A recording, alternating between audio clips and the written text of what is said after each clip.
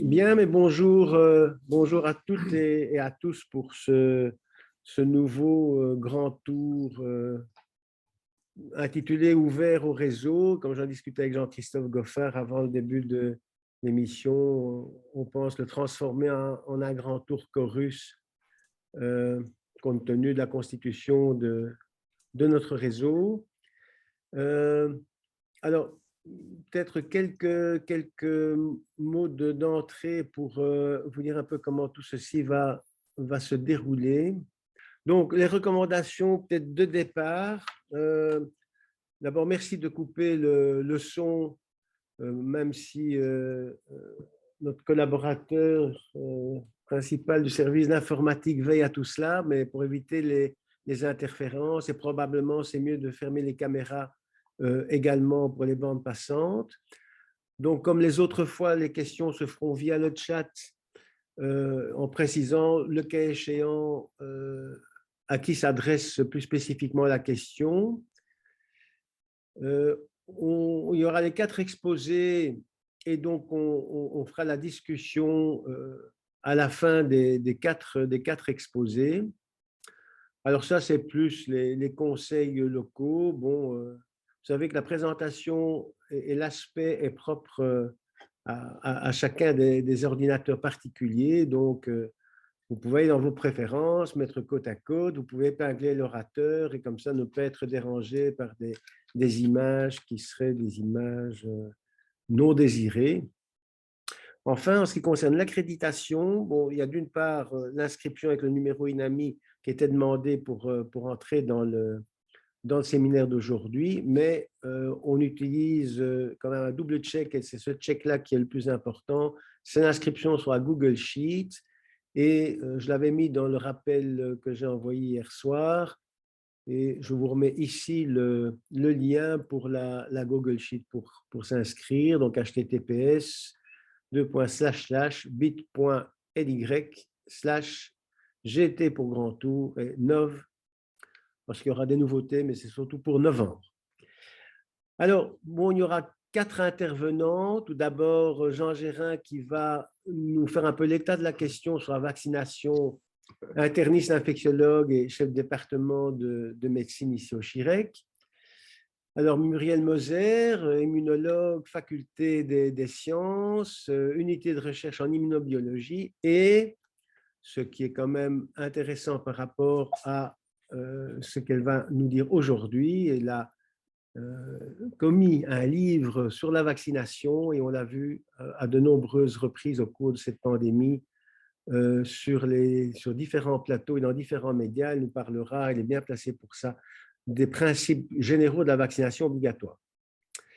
Alors, Michel Dupuis est philosophe, professeur ordinaire émérite à l'UCL et à l'ULG. Donc, sur les différents médias, j'ai trouvé quelque chose d'intéressant. Comment vous définiriez-vous professionnellement?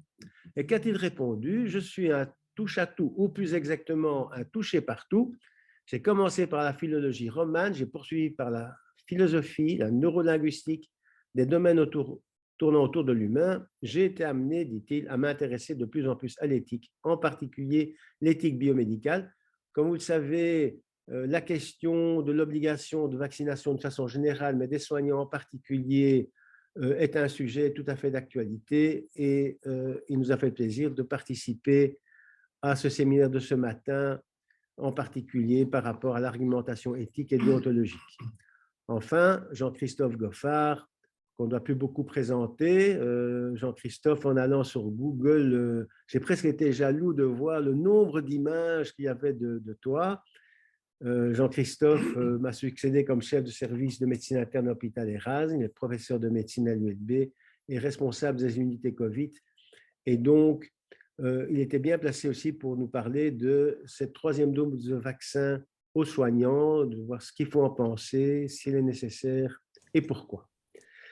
Bien, alors nous allons commencer d'emblée avec la présentation de Jean Gérin. Merci, merci beaucoup, Élie, pour entamer ce sujet. Rien de tel que de reprendre un petit peu l'état actuel donc, de la situation donc, de la vaccination des soignants en Belgique. Je dirais un petit mot, mais rapide, pour voir ce qui se passe dans d'autres pays. Alors, je suis retourné voir évidemment dans la base de données qui devient la base de données de référence au niveau de donc, Censano. Et donc, ce que j'ai trouvé, c'est des données qui sont quand même mises à jour, mais on va les analyser un petit peu plus en détail. Donc, Censano, c'est basé sur toute une série de bases de données. D'abord, évidemment, en fournisseur de données, les professionnels des soins de santé et leur enregistrement dans Vaccinet. Deuxièmement, la base de données de l'INAMI, évidemment, pour essayer de déterminer en fait qui est vraiment un professionnel de la santé. Donc, l'outil de collecte, ça s'appelle Cobra. Donc, c'est quelque chose qui permet d'identifier les professionnels de la santé et exactement le rôle qu'ils jouent dans ce soin de santé. Évidemment, la plateforme nationale de testing qui enregistre toutes les PCR et toutes les informations venant de tous les laboratoires. Et enfin, évidemment aussi, une base de données fournie par tous les hôpitaux de Belgique de manière à identifier quand même leur personnel salarié. Alors, en limitation, tout de même, je commence par ça, mais c'est assez logique. Première limitation, c'est que donc, je ne sais pas si on le voit. Oui. OK, parfait. La première limitation, c'est que dans cette base de données-là, tout personnel, tout professionnel de santé qui s'est enregistré, mais qui après ça a changé de carrière, reste inclus. Donc ça, c'est évidemment déjà un élément qu'il faut tenir en mémoire. Pardon.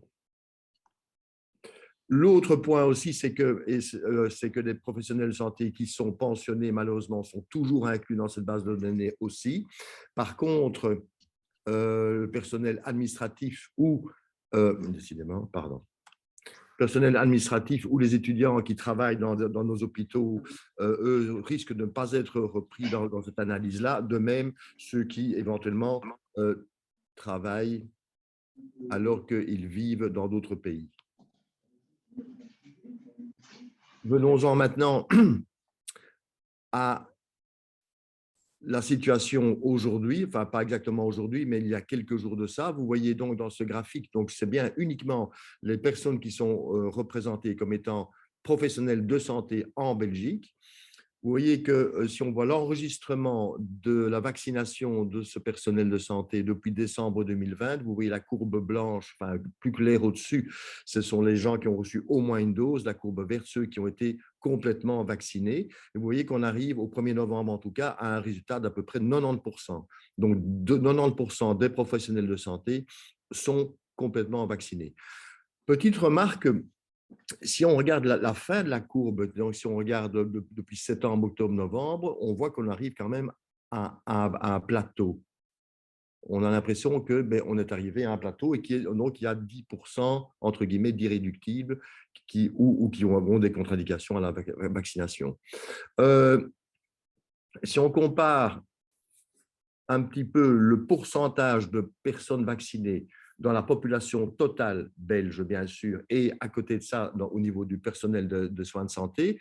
À gauche, vous voyez qu'on peut prendre en foncé la population totale ou alors en bleu la population âgée de plus de 18 ans qui a été vaccinée. Vous voyez qu'en Flandre, on est à 92%, Wallonie 81%.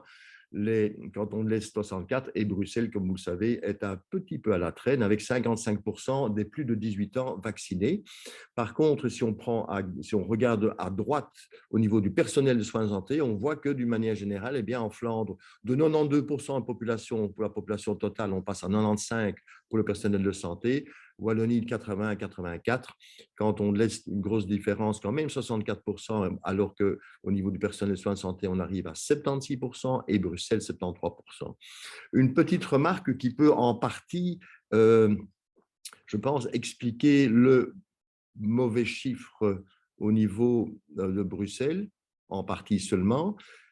Il faut bien savoir que, évidemment, le personnel de santé donc, qui est domicilié en Flandre ou en Wallonie, mais qui travaille à Bruxelles, sera repris comme ayant été vaccinés donc en Flandre ou en Wallonie, et non pas à Bruxelles.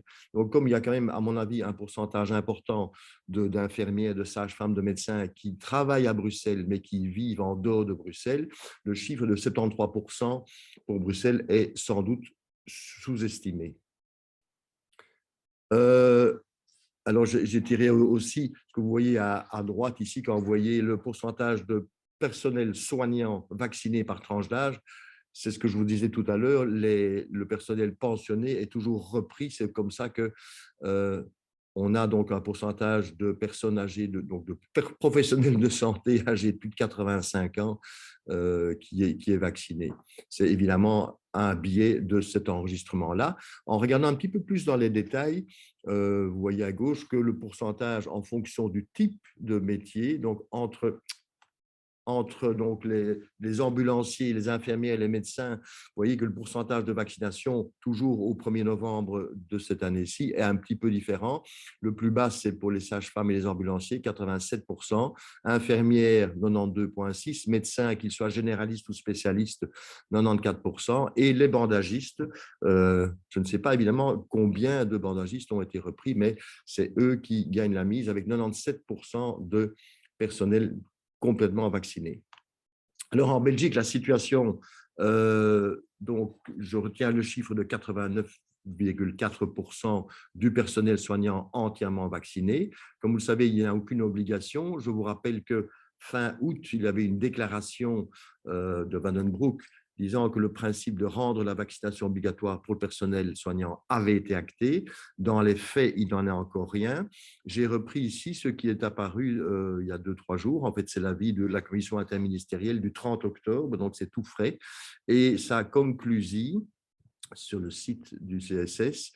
Et donc, vu les arguments scientifiques décrits et vu l'analyse des questions éthiques par le comité de bioéthique, le Conseil supérieur de la santé estime que la vaccination obligatoire du personnel de soins de santé de manière large est une option scientifiquement et éthiquement acceptable et fondée. On attend maintenant que ce soit éventuellement coulé en force de loi ou d'arrêté royal dans les semaines qui suivent. Petit détail tout de même, j'ai été frappé dans un article que je lisais que, comme toujours en Belgique, puisqu'il y a différents niveaux de pouvoir, il y a différents degrés de compétences, et un vaccin facultatif, c'est de la médecine préventive, qui est de la compétence des communautés, en l'occurrence la région wallonne pour la communauté française ou la COCOM pour Bruxelles. Alors que si on rend le vaccin obligatoire, cette décision dépend de l'État fédéral. Ceci peut peut-être en partie expliquer la complexité dans le processus décisionnel. Alors, petite question, ou petit rappel, y a-t-il d'autres vaccinations obligatoires en Belgique? Je vous rappelle que oui, bien sûr, tout le monde le sait, la polio, c'est une vaccination obligatoire pour tout citoyen. Le tétanos aussi, en fait. J'ai retrouvé dans le Code du bien-être au travail que le tétanos est une vaccination obligatoire pour les travailleurs dans les entreprises agricoles. L'hépatite B pour le personnel soignant salarié, ça c'est aussi bien connu au sein des hôpitaux et des centres de soins. Et alors, j'ai retrouvé aussi dans ce Code du bien-être que la tuberculose, il y a évidemment déjà quelques années, que le vaccin contre la tuberculose était remplacé par un test tuberculinique obligatoire à faire chaque année pour les travailleurs des services de soins de porteurs de microbes dans les hôpitaux. Donc, il y a quand même si le vaccin contre la tuberculose a été évidemment supprimé, enfin, n'est plus requis, il est remplacé par ce test tuberculinique. Alors, passons maintenant à l'Europe pour voir où on en est dans le pourcentage de personnel soignant vacciné en Europe.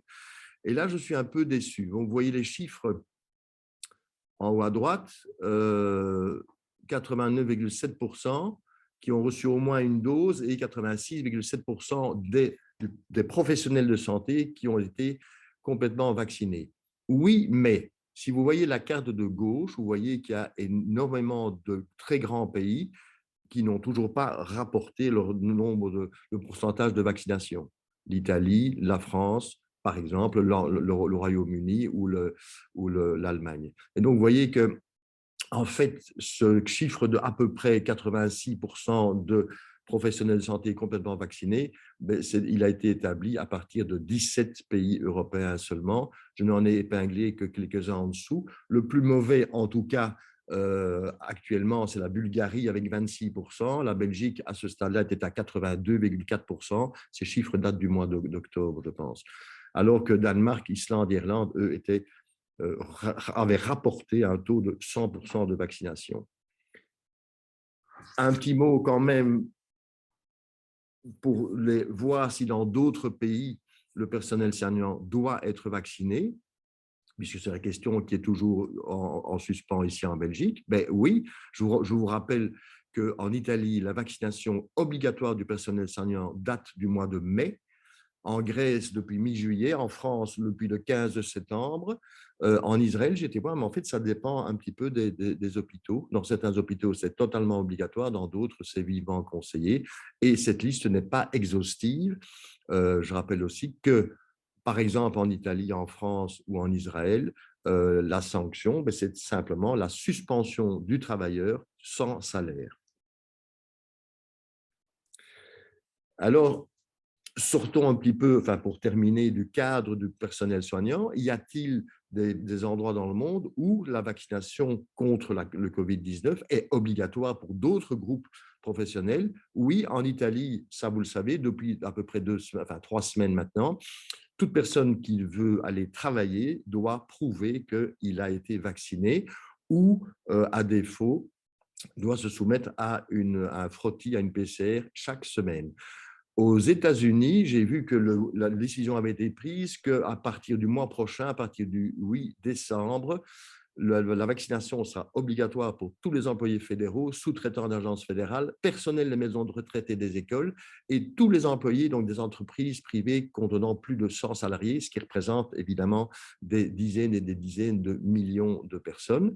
Et au Canada, depuis, mais je ne sais plus depuis quand, mais depuis, je pense, quelques mois, tous les fonctionnaires doivent être vaccinés pour pouvoir se rendre sur le lieu de travail, et les employés dans le transport aérien, ferroviaire et maritime également. Je terminerai en élargissant encore mon propos. Tiens, y a-t-il des pays où la vaccination est obligatoire pour tout le monde, qu'il travaille ou qu'il ne travaille pas, qu'il travaille dans les soins de santé ou non? Et j'en ai trouvé aujourd'hui que 4. Le Vatican, depuis février 2021, la vaccination contre le Covid-19 est obligatoire pour toute personne résidant au Vatican. Et alors, j'ai trouvé d'autres pays, le Tadjikistan, le Turkménistan et la Nouvelle-Calédonie. Je terminerai, avant de laisser la parole aux orateurs suivants. Je sais bien que donc il faut d'abord ne pas nuire. C'est une décision, enfin c'est une attitude qui est à respecter dans tous les cas, mais d'abord ne pas nuire. Est-ce que c'est vis-à-vis du personnel médical où on se dirait on ne va pas les vacciner parce qu'ils risquent des effets secondaires suite au vaccin, mais le risque, comme vous le savez, est infime par rapport aux bénéfices. Je crois que first do not harm, c'est évidemment surtout vis-à-vis du patient. Il ne faut pas lui nuire et donc ça veut dire que le personnel qui l'approche et qui le prend en charge doit être vacciné. Et je reviens quand même sur le serment d'Hippocrate. Au moment où je deviens membre de la profession médicale, je m'engage à œuvrer de mon mieux pour une médecine de qualité au service des personnes et de la société. Et au service de mes patients, je favoriserai leur santé et soulagerai leur souffrance. Donc, je pense que pour respecter ce principe-là, la vaccination du personnel soignant, pour moi, devrait être obligatoire. Merci Jean pour cet exposé qui, en même temps, va introduire, je pense, celui de Muriel Moser et très certainement une perche lancée à l'exposé de Michel Dupuis qui va suivre. Bien, bonjour à tous et merci Élie de ton invitation, donc qui m'a demandé de parler de la vaccination obligatoire et en particulier l'historique. Donc je commence par quelque chose que vous connaissez tous très bien, c'est-à-dire l'ensemble des vaccins qui ont été développés. Le premier vaccin duquel je vais parler, c'est le vaccin de la variole. Donc, il est important de souligner, mais je pense que vous le savez, que les 2 premiers vaccins, donc la variole et la rage, ont été développés avant même que ne soient connus les microbes et que ici les pathogènes ne soient identifiés. Alors, ce vaccin a permis, après un long moment, l'éradication de la variole. Donc, je rappelle que la variole est une zoonose qui est donc causée par un virus qui est apparu en 10 000 ans avant notre ère, donc il y a très longtemps. Et en fait, pendant plus de 3 000 ans, cette variole a dévasté l'humanité. On cite souvent, et c'est selon l'information de l'OMS, c'est qu'il y a eu 300 millions de morts pendant la première moitié du XXe siècle. Et effectivement, ce virus est extrêmement pathogène puisqu'il pouvait causer 20 à 35% de décès selon les épidémies. Donc, le premier vaccin qui a été développé contre la variole a été en 1796 par Édouard Jenner et il a remarqué que l'infection qui était due, l'infection bénigne due au virus de la variole de la vache, par exemple chez les fermières, conférait une protection contre la variole humaine qui, elle, était mortelle dans un nombre de cas important. Et donc, ce cowpox, donc ce virus de la variole de la vache qui s'appelle vaccine, d'où le nom de vaccination donné par Pasteur, ce cowpox a servi de vaccin naturel jusqu'au XXe siècle. Et donc, les premières vaccinations après 1797 ont été assez rapides. D'abord les États-Unis, puis toute l'Europe, et puis ça s'est élargi à l'Empire espagnol, l'Amérique du Sud, etc. Et la Bavière est le premier pays à avoir introduit la vaccination obligatoire en 1807, et puis l'Angleterre, avec beaucoup de problèmes quand les parents étaient obligés à vacciner leurs enfants, mais il y avait peu de contrôle, jusqu'à finalement entre 1967 et 1977, il y a eu une campagne mondiale de vaccination qui a été pilotée par l'Organisation mondiale de la santé, et le vaccin était était préparé à partir de lymphe de veau infecté, donc toujours ce fameux cowpox. Ce vaccin était efficace à 95% avec des effets secondaires assez rares, mais graves dans 1 à 2% des cas. Et donc, il a conduit à l'éradication de la variole. C'est la première maladie éradiquée en 1977. Le dernier cas a été répertorié en Somalie en octobre 1977. Et donc, en 1980, l'Organisation mondiale de la santé a déclaré que tous les pays étaient libérés de la variole et que donc cette maladie était éradiquée. Alors, après ces deux premiers vaccins, donc Pasteur a pu montrer que les microbes ne venaient pas spontanément, et ils ont été capables d'identifier les pathogènes qui étaient responsables des différentes maladies, et de nombreux vaccins, une trentaine, ont été développés. Et donc, ces vaccins ont eu un effet immédiat et drastique, c'est-à-dire ici on voit pour la polio, pour la rubéole, pour les oreillons et pour la rougeole, on voit que dès l'introduction du vaccin, il y a eu une très très forte diminution, parfois jusqu'à 100% du nombre de cas. Alors, si on voit l'impact de la vaccination sur les maladies infectieuses dans le monde, ceci est un résumé de l'Organisation mondiale de la santé, qui insiste sur le fait qu'il y a plus d'1 milliard d'enfants qui ont été vaccinés au cours des 10 dernières années, et que chaque année, il y a 2 à 3 millions de vies qui sont sauvées par la vaccination contre les maladies infectieuses. On ne parle pas ici des douleurs et des problèmes causés par les maladies, mais déjà 2 à 3 millions de vies. Et qu'il y a 86% des enfants dans le monde qui bénéficient de ces vaccins, contre 86% maintenant par rapport à 20% en 1980. Donc l'OMS a fait de nombreuses campagnes pour essayer de toucher les enfants qui étaient dans des zones plus isolées, et ça a apparemment eu un effet très important. Mais malgré ça, et malgré les vaccins très efficaces, ici c'est le cas de la rougeole, depuis 2017 dans le monde, il y a eu une augmentation du nombre de cas de rougeole, ce qui est un petit peu surprenant, y compris en Belgique. Et alors, vous voyez ici en Europe, en 2018 et en 2019, on voit en effet qu'il y a une augmentation des cas de rougeole. Et on voit ici en Belgique, donc c'est montré par Sensano, on voit évidemment, enfin moi je ne vois pas, parce qu'il y a les photos là à gauche, je ne sais pas comment il faut faire, je vais enlever ça peut-être. Voilà. Et on voit qu'en 2019, par exemple, il y a eu 3 pics de rougeole. Donc, il y a plusieurs centaines dans les 3 régions du pays. Et ceci correspond bien entendu à une couverture vaccinale qui présente des trous, c'est-à-dire qui n'est pas homogène. et donc pose évidemment la question de la vaccination obligatoire. Alors, le vaccin contre la polio est le seul vaccin obligatoire en Belgique, comme donc Jean vient de le dire, et elle a été rendue obligatoire en 1967. Et le vaccin depuis 2001, c'est un vaccin inactivé. Le vaccin avant était un vaccin oral vivant atténué, mais qui avait posé quelques problèmes. Et donc, il y a peu d'études actuelles selon Censano qui ont été conduites pour voir quelle est la couverture vaccinale, mais on sait qu'elle est en tout cas excellente pour une 3e dose, 98,7% à Bruxelles, 99% en Wallonie et près de 99% en Flandre. Mais on maintient cette vaccination contre la polio tant qu'il restera des cas dans le monde. Or, on sait qu'il y en a en Pakistan et en Afghanistan, j'y arrive. Donc, il y a eu un cas importé en France, par exemple, en 1995, alors que le dernier cas en France est en 1989. Donc, il faut rester prudent. Alors, la poliomyélite a été éliminée d'Europe en 2002, du continent africain en 2020, mais donc il reste quelques dizaines de cas dans des pays, en particulier dans les zones talibanes, puisqu'il y a une très forte opposition religieuse à la vaccination. Et comme vous savez, les personnes qui viennent pour vacciner ont été tuées, sont en danger dans ces régions. Et donc, en théorie, la polio devrait être très probablement la prochaine maladie éradiquée, mais elle est déjà éliminée chez nous et en Europe.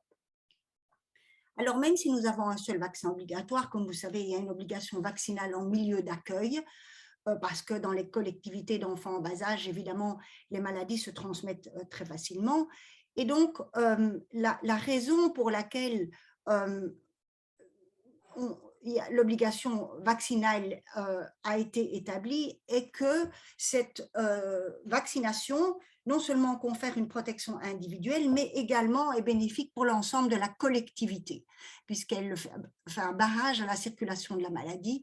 Et on a déjà rapporté que quand des parents ont porté plainte parce qu'ils ne voulaient pas vacciner leur enfant, des décisions de justice se sont basées sur le fait que le vaccin est bénéfique pour l'ensemble de la collectivité et que parmi cette collectivité, il y a des personnes fragiles, immunodéprimés ou qui, pour différentes raisons, ne peuvent pas être vaccinés. Donc, c'est la raison essentielle. Alors, donc, depuis 2017, il y a eu un arrêté du gouvernement et donc, il y a la coqueluche, diphtérie, hémophilus influenza de type B, oreillon, poliomyélite, rougeole et rubéole qui sont obligatoires pour l'accueil en milieu scolaire ou en crèche, par exemple. Alors, j'ai regardé ce qui se passait si des parents, par exemple, ne vaccinaient pas leur enfant contre la polio en Belgique. Il y a une amende de 150 à 800 € et une peine de prison de 8 jours à 1 mois.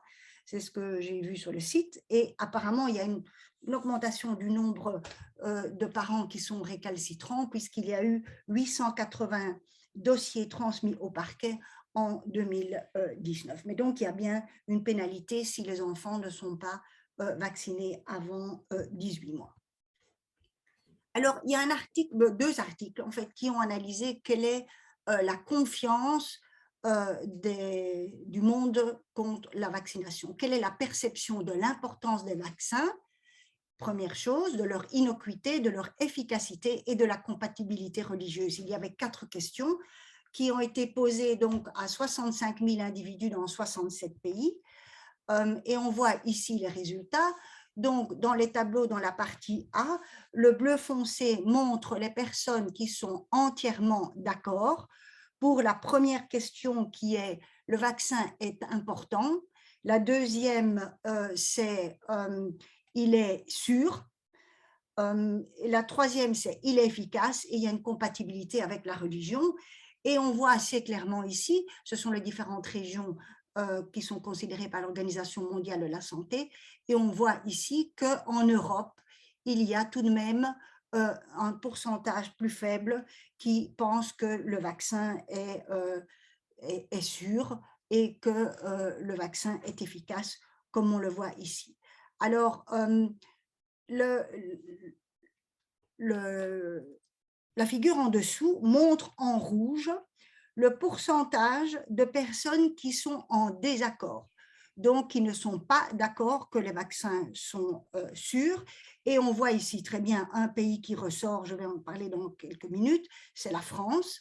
Et donc, il y a des disparités entre les différents pays. Et la conclusion de cette enquête, c'est que les sentiments sont généralement positifs, mais qu'il y a une inquiétude. Donc, en Europe, comme je l'ai dit, 41% des répondants en France disent qu'ils ne sont pas certains que le vaccin est sûr, alors que globalement, c'est de 13%.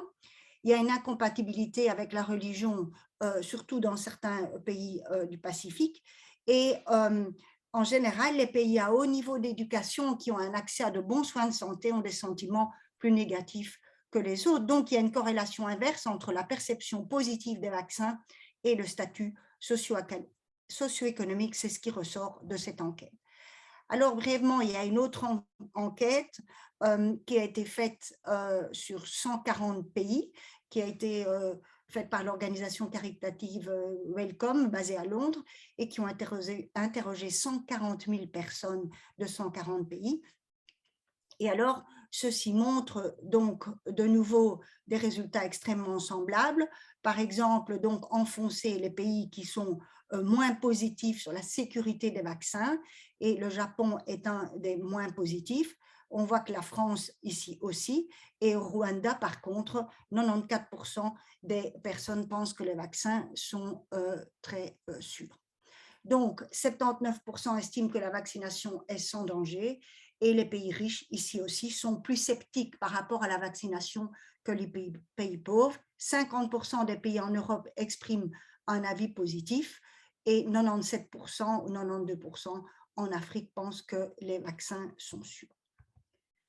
Alors, la France est un cas particulier, comme on vient de voir, et ils ont pris des mesures et ils ont commencé à réfléchir en 2018, 2017, 2018, parce qu'en fait, ils avaient d'abord une obligation vaccinale de 3 vaccins, donc en 2018, la diphtérie, le tétanos et la polio, et il y en avait 8 recommandés. Et donc, les recommandés considérés comme moins importants. Donc, le fait d'avoir 2 statuts posait un problème. La France avait également, à ce moment-là, un taux de couverture vaccinale qui est parmi les plus faibles d'Europe et une vive défiance vis-à-vis des vaccins, comme je viens de vous le montrer. Et donc, ce qu'ils ont décidé, c'est en 2016, en fait, ce qu'ils ont décidé, la ministre de la Santé a décidé de faire une consultation citoyenne en 2016, et ce débat public a été confié à un comité indépendant et a été présidé d'une part par un scientifique immunologie pédiatrique qui est Alain Fischer, qui est très connu, et d'autre part par une Claude Rambaud d'un collectif interassociatif sur la santé. Donc, il n'y avait pas que des scientifiques. Il y a eu 2 enquêtes d'opinion et là aussi, il y a eu 2 jurys, un jury de citoyens et un jury de professionnels de la santé.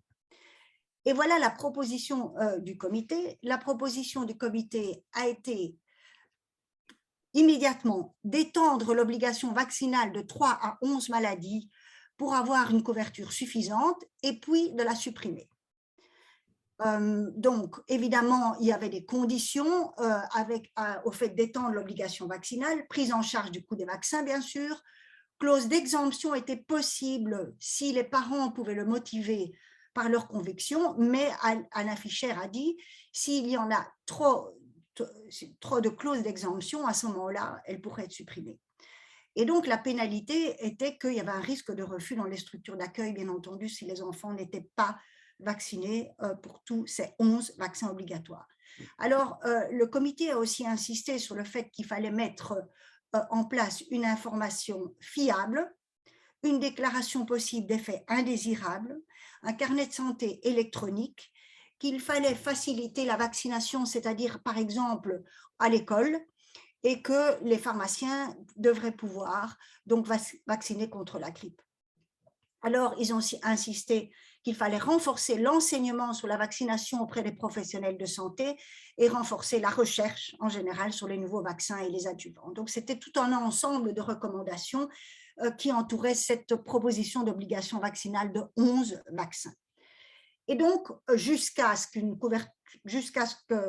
couverture soit suffisante, qu'on puisse la supprimer, mais le comité a estimé que les conditions d'une levée de l'obligation vaccinale, donc même pour les 3 vaccins obligatoires, n'étaient pas réunies parce que 20% des jeunes de 20 à 30 ans ne vaccineraient pas leurs enfants si ce n'était pas obligatoire. Donc, ce n'était pas possible de supprimer cette obligation vaccinale. Et donc, ceci est résumé ici. Il y avait donc 3 vaccins obligatoires, 8 en plus, et il y en a qui ne sont toujours pas obligatoires, par exemple le papillomavirus humain. Alors, quel a été l'effet de cette obligation 11? Les effets ont été plutôt positifs. Par exemple, pour la méningite, il y a eu une augmentation donc pour les enfants qui sont nés après ce changement de statut, ces obligations de 11 vaccins, il y a une augmentation de la proportion vaccinée, par exemple, contre le méningocoque et aussi contre l'hépatite B dans une moindre mesure, mais de façon importante, il y a une diminution des cas de méningite, 17 cas par an en 2012 et 4 cas en 2018. Et ça, c'est peut-être important de le souligner, il y a eu aussi une augmentation de la vaccination pour les vaccins non obligatoires. Par exemple, ici, le papillomavirus, voici l'augmentation donc du nombre de doses qui ont été remboursées après 2018. Alors, le cas de l'Italie était aussi assez similaire finalement, puisque comme il y a eu une épidémie de rougeole, comme je vous ai montré, à partir de janvier 2017, qui avait touché plus de 4000 personnes, une augmentation de l'hésitation vaccinale en Italie et donc une diminution de la couverture vaccinale.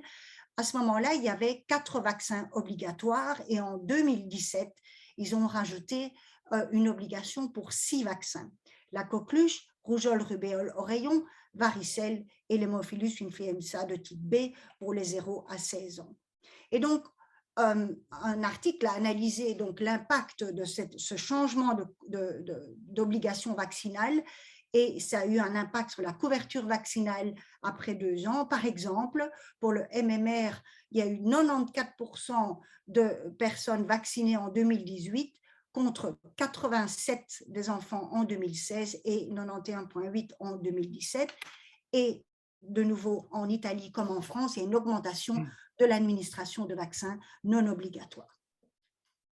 Alors, il y a eu rapidement une étude sur la perception de la vaccination ou l'effet de la vaccination obligatoire en Europe.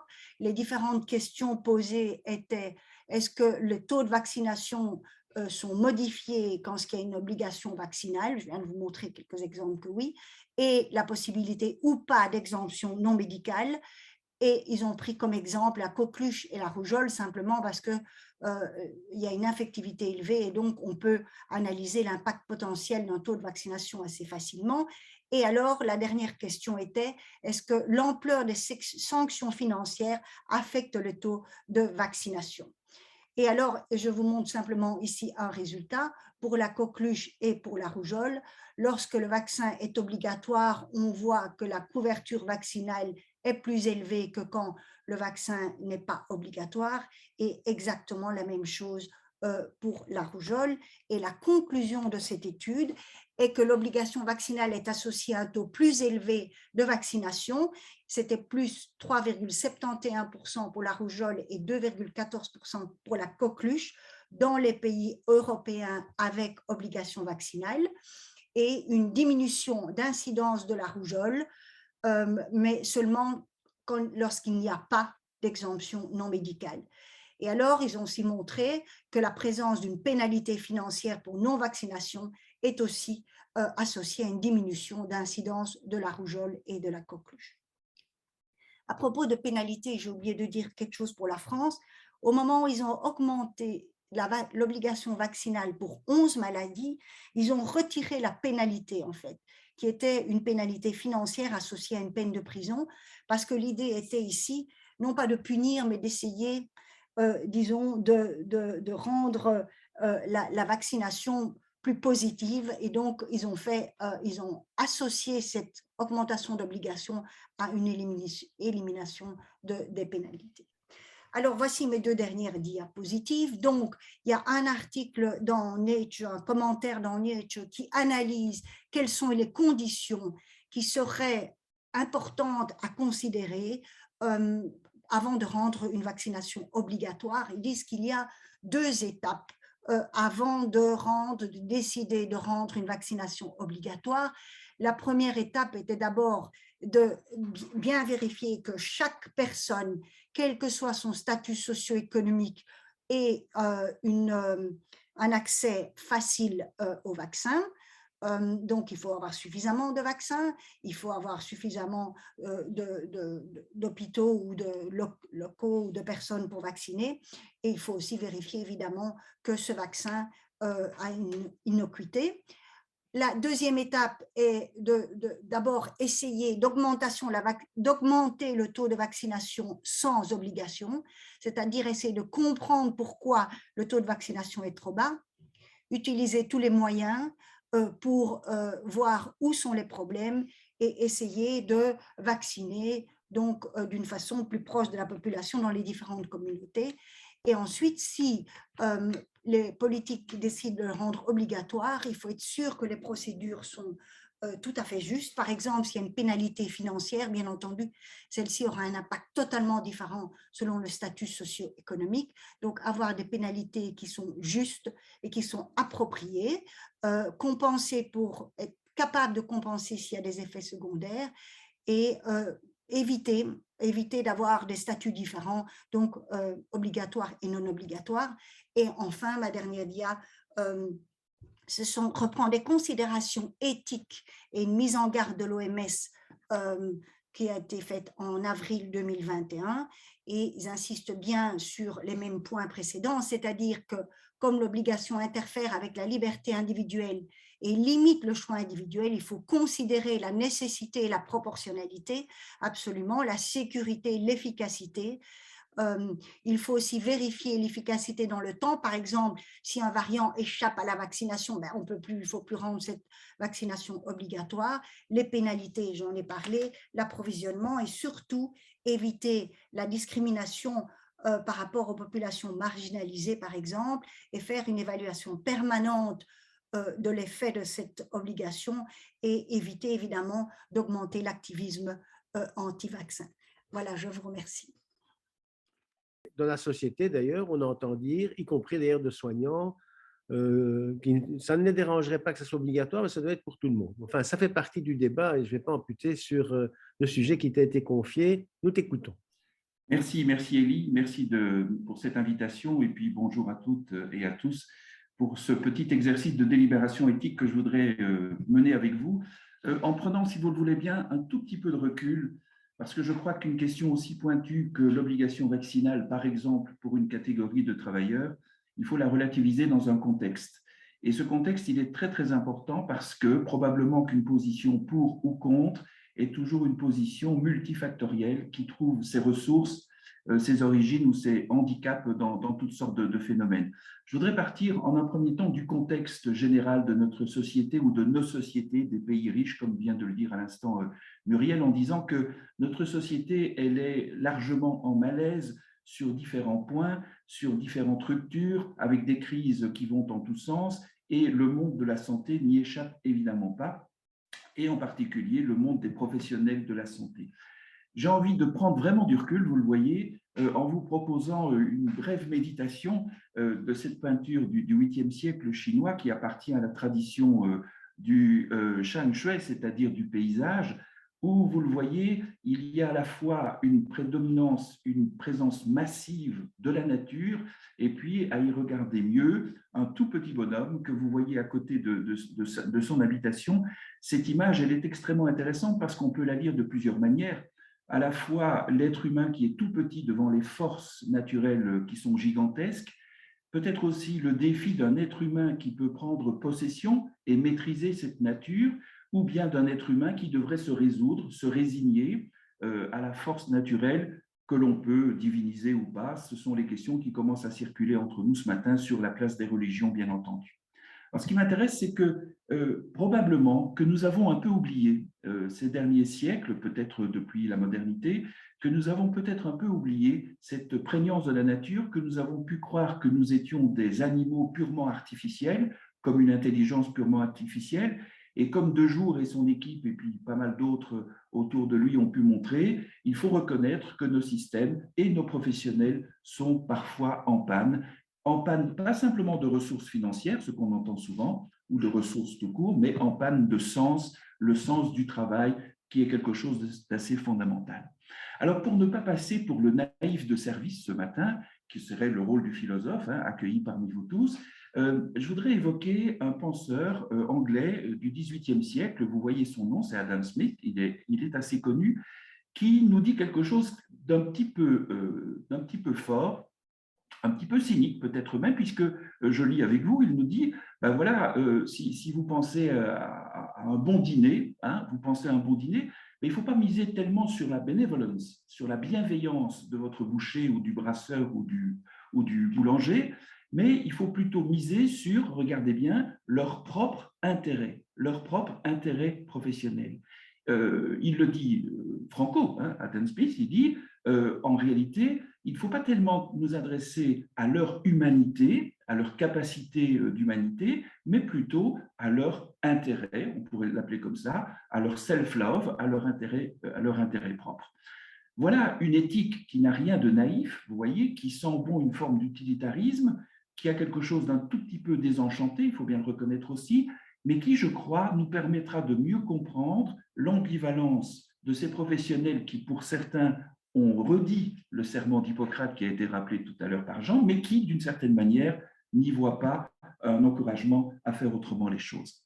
Alors, ayant posé ce contexte sociétal un petit peu général, je voudrais considérer maintenant cette crise sanitaire comme une espèce de crash test, un peu comme ce qu'on connaît dans des institutions bancaires, où on veut voir si l'institution bancaire est à même de résister à certaines épreuves. C'est un tout petit peu le test aussi de l'architecture antisismique. Il s'agit de voir si l'hôpital va tenir bon quand les trains passent trop souvent à la gare d'Etterbeek. Je suppose que la chose a été faite au Chirec. La crise sanitaire, c'est largement une mise à l'épreuve de nos convictions à propos de la place de la nature dans nos vies. C'est une mise à l'épreuve de nos systèmes de santé, avec ces problématiques de triage qu'on a évoquées, bien entendu, qu'on a toujours à l'esprit, problématiques de débordement. C'est une mise à l'épreuve de nos comportements, de nos manières de faire, d'agir, de nous côtoyer, les droits, les libertés individuelles, qu'est-ce que c'est que ces contraintes, qu'est-ce que c'est que ces mesures barrières, bien entendu. Et cette crise sanitaire est même une mise à l'épreuve de nos modèles de justice et de protection. Nous avons dû redéfinir ce qu'étaient des métiers essentiels, qui étaient bien souvent des métiers invisibles en réalité. Et puis, nous avons dû reposer, et la question n'est pas close, de quelles sont nos populations les plus vulnérables et quelles sont nos décisions collectives d'hébergement ou de protection de ces populations les plus vulnérables.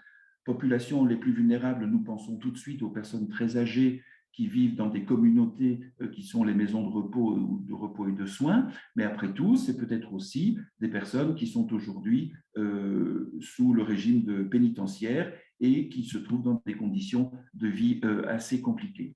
Personnellement, j'ai été très attentif, j'étais toujours vice-président de la Commission fédérale des droits du patient jusqu'à il y a quelques semaines, j'ai été très attentif aux enjeux et aux impacts de cette crise sanitaire sur les droits du patient. Ça fait partie d'une conviction que j'ai maintenant et d'un travail que j'essaie de suivre, de dire qu'il s'agit de réinterroger, de réentendre, de réausculter ces droits du patient qui ont montré leur importance, mais qui ont montré aussi à quel point ils pouvaient ne plus être pertinents. J'en reparlerai tout à l'heure, dans la mesure sans doute où l'autonomie individuelle, qui est vraiment le fondement même des droits du patient et de tous les droits concrets qui sont associés à celui-là, par exemple le droit de consentir ou de refuser un soin, eh bien, comment cette autonomie individuelle, elle a été mise en cause évidemment par une situation de débordement où il y a fallu prioriser des candidats à des soins de réanimation, par exemple. Je passerai un peu rapidement sur un certain nombre de points que je considérais comme des liens que je vous présente et sur lesquels on peut revenir dans le cadre de la discussion si vous le souhaitez. Ça fait partie de ces éléments névralgiques de la crise sanitaire qui, selon moi, expliquent ou contribuent à expliquer l'incertitude de ces fameux 10% d'irréductibles qui ne sont pourtant pas, semble-t-il, logés tous dans un même petit village, par exemple ardennais, hein, et qui échapperaient à la Pax Romana. Donc, ça n'est pas des irréductibles comme ça, puisque ces irréductibles, c'est peut-être nos voisins, bien entendu, là où nous habitons. Alors, juste pour évoquer ces choses-là, montrer comment cette crise sanitaire, elle repose la question du risque et de la précaution. Et comment nous devons, sans doute à cause de cela, réentendre le fameux principe de précaution dont on a usé et sans doute abusé, comment il faut pouvoir le redire autrement, peut-être avec un principe de proportionnalité qui nous rappelle que les risques, on en prend toujours, mais que la question qui se pose, c'est à qui profite ce risque, quelle est l'ampleur du risque et quel est le rapport d'efficience, c'est-à-dire quel est le rapport entre le risque et le coût, le bénéfice et le coût, c'est bien le principe de proportionnalité ou d'efficience. Cette dimension du risque et de la précaution, elle est dans le débat éthique sur la vaccination et a fortiori sur la vaccination obligatoire. Deuxième élément névralgique que je ne vais pas développer maintenant, mais qui se présente dans le débat, c'est la question des priorités. Qu'est-ce que nous mettons comme priorité première, deuxième ou troisième? Est-ce que le marché économique, la croissance, l'emploi, c'est vraiment la condition, des conditions pour qu'une société puisse survivre? Peut-être que oui, peut-être que non. L'arrêt brutal de nos activités pendant plusieurs semaines a eu des bénéfices extraordinaires sur le climat, comme vous le savez, sur les situations météorologiques en tout cas, mais on voit bien que ça n'est pas tenable. De la même façon, quelle est la place de la santé, des mesures préventives et thérapeutiques dans un système décisionnel politique? Est-ce qu'aujourd'hui, la politique, le politique, fédéral ou communautaire, est-ce que ce politique est crédible quand il se mêle de santé? Est-ce qu'il est davantage crédible quand il se mêle d'économie, de vie économique? Toutes ces questions-là sont des questions vraiment fondamentales. J'observe qu'un certain nombre d'intellectuels, notamment français, très tôt dans la crise, je pense au mois de février-mars de l'an dernier, se sont exprimés dans de grands médias pour dire qu'après tout, c'était la vie, ou plus exactement l'existence sociale qui importait plus que la vie, et qu'au total, quelques personnes âgées qui mouraient de ça ou d'autre chose, c'était sans doute moins grave que l'avenir culturel socialisé de nos enfants. Ce type de discours qu'il faut réécouter maintenant que la tempête ou qu'une première partie de la tempête a pu passer, ce sont des discours extrêmement problématiques. Je pense que nous allons, après coup, ça fait partie aussi du travail que je crois très important, réécouter ce qui a pu se dire en termes de sornettes, mais notamment de sornettes philosophiques ou éthiques ces derniers mois, parce qu'on a pu lâcher, me semble-t-il, des énormités qui nous renvoient à des années sombres auxquelles on pensait ne jamais revenir. C'est la question des rumeurs qui se trouve là derrière, bien entendu, avec peut-être, d'un point de vue simplement épistémologique, et la chose, je crois, est très importante pour vous et pour nous tous ce matin qui êtes-vous des professionnels de la santé, cette importance de retrouver à sa juste place, si j'ose dire, ce qu'on appelle l'incertitude scientifique. Après tout, peut-être que nous avions trop vite vieilli, nous les postmodernes, en confondant science et certitude, alors qu'au fond, il s'agit de retrouver cette intuition majeure de l'origine de la science, à savoir que la science, c'est de l'incertitude provisoirement stabilisée. Autrement dit, que nos modèles sont chaque fois des hypothèses provisoirement non fausses et qu'un gain dans le travail scientifique, c'est quand on peut montrer que jusqu'ici, sur ce point-là, évidemment, on s'est trompé. Alors, évidemment, ça suppose un minimum de réseaux neuronaux, bien entendu, ça suppose des zones associatives dans le néocortex qui soient plus développées que des zones simples qui supposeraient que la science dit la vérité ou la science dit des mensonges. L'incertitude, elle est fondamentale. La question de la solidarité, elle va de soi, j'y reviens dans un instant, mais c'est évidemment un point tout à fait majeur. Et c'est là que j'arrive, ayant percé un certain nombre de protections, disons que j'arrive au cerveau, hein, j'arrive au cœur du sujet, qui est donc cette délibération éthique sur la vaccination. J'aimerais bien, si vous le voulez, de contextualiser tout cela parce que ce que je vais poser maintenant en quelques minutes n'a de sens que dans ce contexte plus large, qui est un contexte à la fois social, culturel, politique, économique et, il ne faut pas le cacher du tout, bien entendu, largement religieux ou convictionnel, vous le direz comme vous le voulez. Je vais travailler en 5 temps plus 1, qui sera le moment de vous saluer et de vous remercier de votre attention. Et je commence par ma première micro-étape qui m'est inspirée par le philosophe français Paul Ricoeur et son intuition que j'ai un tout petit peu bricolée personnellement, son intuition du triple soin.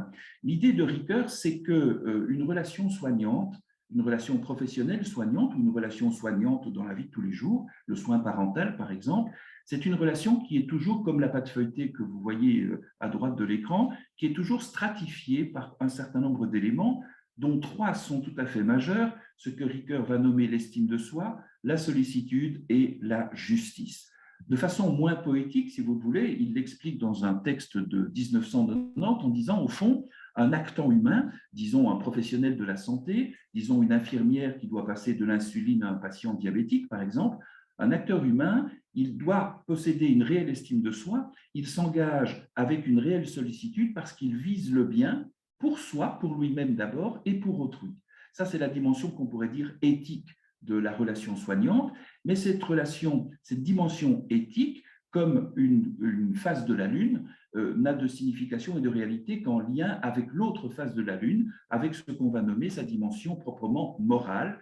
Vous le voyez, j'ai utilisé des caractères romains pour rappeler le droit romain, c'est un petit clin d'œil naturellement. En effet, Ricoeur n'est pas un poète, c'est un vrai philosophe, et il nous dit donc, on vise le bien, certes, mais on doit inscrire son action, ce geste très simple d'injection d'insuline, avec un souci de justice dans un cadre particulier. Autrement dit, on n'est pas dans le règne d'une éthique sauvage, on est dans le domaine d'une éthique rationnelle, d'une éthique régulée.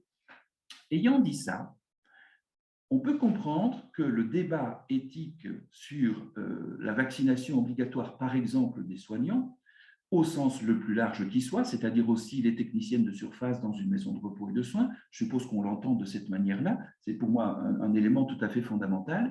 Il est vrai que cette délibération éthique, comme je viens de le faire à propos de Ricoeur et des 2 faces de la Lune, une face chaude qui est la face éthique et une face froide, cachée, qui est la face morale, mais l'une ne va pas sans l'autre, c'est vrai qu'il y a 2 tonalités, au sens majeur-mineur, comme en musique, si vous le voulez, 2 tonalités d'éthique qui vont faire poser les arguments de façon un tout petit peu différente.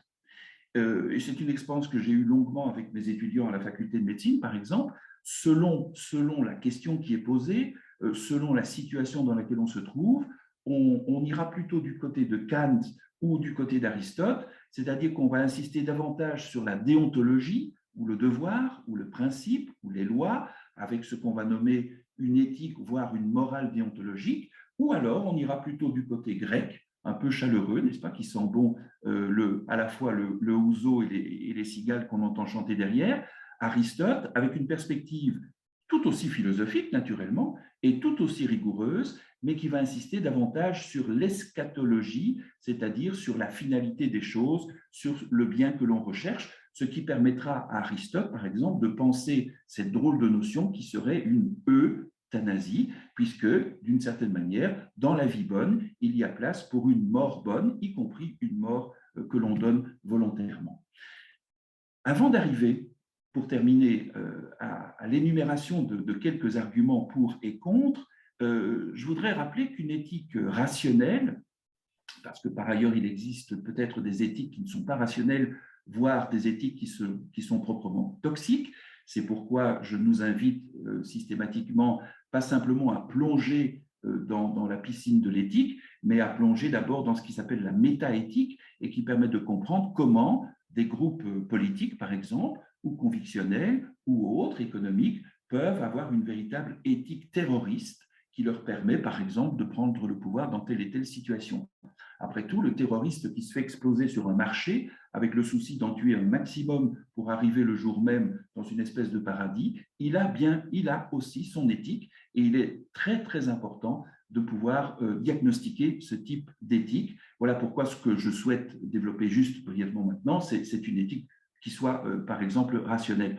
On voit qu'une éthique rationnelle, elle va viser un certain nombre d'éléments que j'appelle les ingrédients de l'action, et on va donc pouvoir se demander, tiens, c'est quoi l'intention Quelle est l'intention de la vaccination, de quelqu'un qui décide de ou de ne pas se faire vacciner? Quelle est son intention? Mais quels sont les effets, par exemple? C'est un autre type d'éthique, bien entendu, mais il faut pouvoir tenir compte des conséquences et des effets. Ayant dit ça,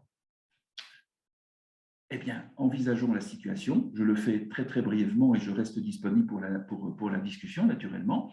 On voit qu'il existe des arguments pour la vaccination obligatoire des soignants et j'observe que ces arguments pour, vous les avez sous les yeux, je ne vais pas du tout les commenter, ces arguments pour vont viser à la fois le soignant lui-même et autrui, c'est-à-dire quelqu'un d'autre que lui. Ça, c'est un argument extrêmement important du point de vue philosophique, c'est-à-dire que l'éthique de la vaccination ne se réduit pas à une éthique du bénéfice pour soi, elle s'associe à un bénéfice pour autrui. En tout cas, dans le cas qui nous occupe. On retrouve alors, bien entendu, une dimension plus morale avec l'interdiction de mise en danger volontaire. On pourrait même considérer qu'il s'agit d'une obligation contractuelle des conditions de travail, et c'est là qu'on se rend compte que tout à coup, c'est Pascal ou Montaigne qui l'aurait dit, de ce côté-ci des Pyrénées, ce n'est pas obligatoire, alors que de l'autre côté des Pyrénées, c'est obligatoire. C'est donc bien la preuve que rien n'a de sens. Non, ce n'est pas notre lecture, naturellement. Mais nous voyons comment, effectivement, il y a une répartition géographique, culturelle, qui fait que, par exemple, nos amis français vivent dans un cluster idéologique, si j'ose le dire comme ça, tout à fait particulier, qui doit s'expliquer pas simplement par le fait qu'ils ont coupé la tête de leur roi, ce que nous n'avons pas fait jusqu'à présent, mais par sans doute une histoire nationale qui soit un petit peu différente. Il y a donc bien des arguments pour, et j'y insiste, il y a des arguments contre. Mais ce que je voudrais juste souligner ce matin, c'est que ces arguments contre portent uniquement sur le professionnel et donc permettent de ne pas tenir compte, par exemple, du risque de contagion ou de contamination par rapport à quelqu'un d'autre que soi. C'est assez intéressant que les arguments contre la vaccination des soignants sont des arguments qui portent uniquement sur la dimension d'autonomie individuelle. Et depuis le premier jour, je rappelle que les soignants sont des patients et que donc, comme la loi de 2002 le prévoit, ils ont parfaitement le droit de refuser un soin, mais que ces patients-là ont quelque chose d'un peu particulier, puisqu'ils ont, dans leur mission professionnelle, à rencontrer et à prendre un certain nombre de risques, qu'on appelle les risques soignants, et que par conséquent, l'analyse éthique ne se limite pas à la possibilité du refus de soins, mais devrait s'associer en cas de refus de soins, à un refus de prestation, à une forme d'auto-écartement de la fonction, et c'est ce que certains régimes essayent de développer comme une suspension sans salaire, c'est bien de ça qu'il s'agit. Mais je voudrais, parce qu'après tout, vous les cliniciens m'avez appris à faire un tout petit peu de clinique éthique aussi, et donc à ne pas branler trop vite un certain nombre de notions trop fortes, je voudrais dire que ce débat sur la vaccination des soignants, il est un peu pollué, sinon pourri, par d'autres choses qui n'apparaissent pas clairement dans le débat, mais que j'entends souvent quand je rencontre des équipes, c'est ce que j'appelle des enjeux sous-jacents. Et les enjeux sous-jacents, c'est largement une forme d'insatisfaction professionnelle. J'ai entendu à plusieurs reprises des soignants me dire « mais cette histoire de vaccination, ça n'est que vraiment l'eau ou la goutte qui fait déborder le vase, parce qu'en réalité, nos systèmes sont en panne, nos modèles de gestion sont injustes, et on essaye de nous mettre une espèce de pseudo-responsabilité complémentaire, alors que le cœur du problème, il est ailleurs. » Il y a quelque chose de vrai et quelque chose de faux dans cette plainte. Je pense que le patient il a toujours raison de se plaindre, même si on ne voit rien à l'image. Il est vrai qu'il y a cette insatisfaction et que donc cette problématique vient rendre et peut être vécue comme une forme de provocation complémentaire. C'est un enjeu qu'il faut avoir tout à fait à l'esprit. Par conséquent, j'ai le sentiment que des valeurs éthiques et des principes déontologiques qui doivent être pesés en délibération, et je pense que c'est un travail à faire vraiment à la mesure des équipes, en équipe vraiment, ça peut mener soit à la décision spontanée volontaire d'accepter la vaccination ou de la refuser et d'assumer naturellement les conséquences, mais je pense qu'au nom de ces mêmes valeurs éthiques ou principes déontologiques, cela mène à un devoir particulier pour l'autorité politique, me semble-t-il. Je ne pense pas nécessairement à l'autorité ordinale, je pense davantage à l'autorité politique, régalienne, c'est pourquoi personnellement je pense plutôt au gouvernement fédéral, à l'autorité politique d'imposer la vaccination à ses soignants, entendus au sens large. Je termine par une image un peu ancienne, biblique, du Premier Testament, que je vais nommer le virus de Babel plutôt que la tour de Babel. C'est extrait d'une carte blanche que j'ai eu la sagesse de ne pas publier parce que j'avais été vraiment furieux d'avoir lu un certain nombre de commentaires chez quelques-uns de nos collègues. C'était il y a déjà quelques semaines. J'ai bien fait de ne pas le publier parce que tout ça s'oublie très vite. Mais en tout cas, j'ai eu cette impression qu'effectivement, Babel, contrairement à ce que raconte la mythologie biblique, c'est pas une punition divine qui viendrait d'ailleurs, c'est juste un virus, hein, une zoonose, si vous voulez, mais typiquement humaine, puisque c'est l'art du malentendu. Je pense que nous devons combattre ce virus de Babel en expliquant toujours mieux, en étant les plus clairs et les plus convaincants possibles. Il faut retrouver des questions de sens. On a besoin de reconstruire une confiance politique. C'est vrai pas seulement pour les politiques au sens strict, mais c'est vrai aussi pour les autorités de santé. Il faut pouvoir démonter quelques acquis qui ont fait leur temps. Je pense qu'il est grand temps de revisiter les droits du patient. Il faut les revisiter de façon un peu énergique. Il faut retrouver un niveau démocratique de justice et de sécurité. Et quand il le faut, je pense qu'il faut pouvoir imposer les choses. C'est ce que Élie me fait maintenant en me disant qu'il est temps de terminer. Et c'est ce que je fais. Merci de votre attention. Merci Michel, c'était vraiment passionnant. J'étais déjà convaincu que on a souvent besoin, et on ne le fait pas, du regard du philosophe sur toute une série de pratiques. Évidemment, l'exemple de cette pandémie est un exemple particulièrement adéquat par rapport à ce regard extérieur. J'ai bien aimé aussi le petit volet, enfin j'ai tout aimé, mais par rapport à l'incertitude, je rappelle que William Osler a dit que la médecine, c'est la science de l'incertitude et l'art de la probabilité.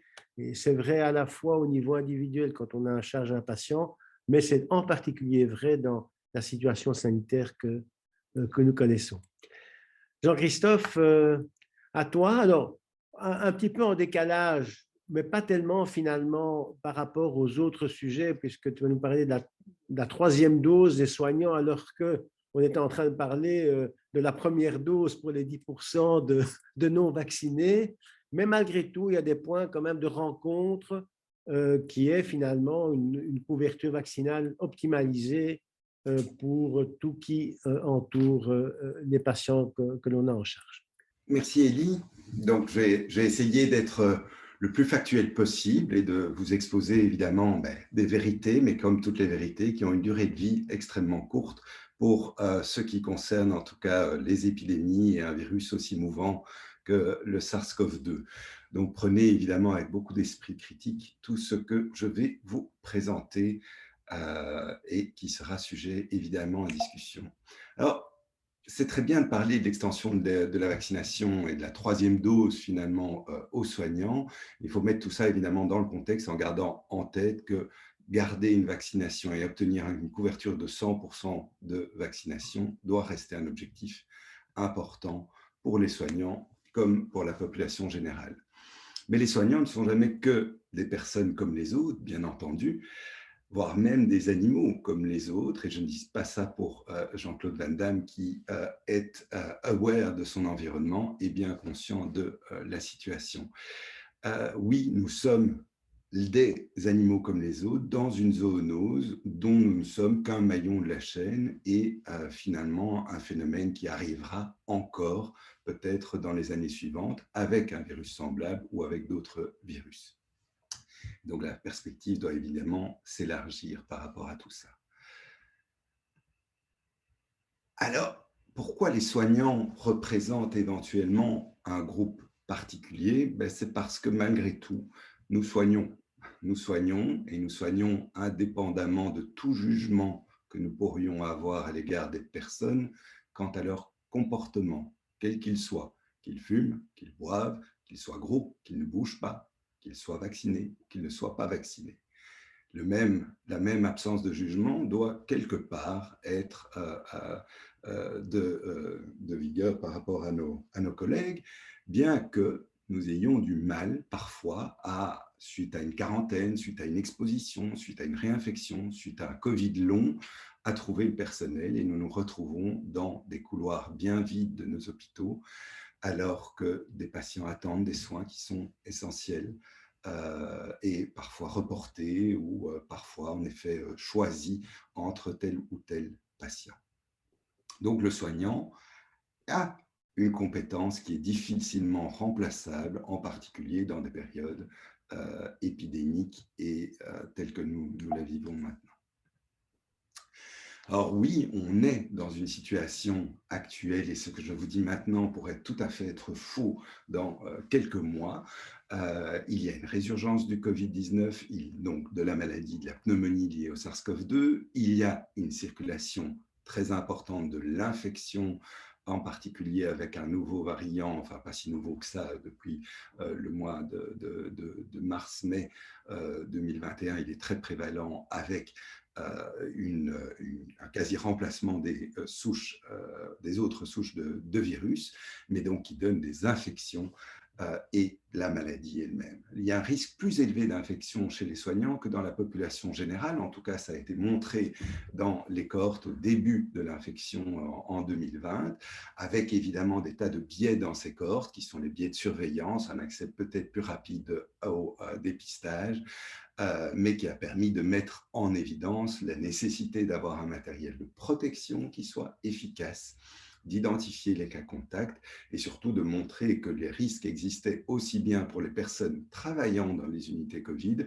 que dans le personnel à l'extérieur des unités qui, eux, étaient finalement exposés sans avoir tout le matériel de protection dans de nombreux cas.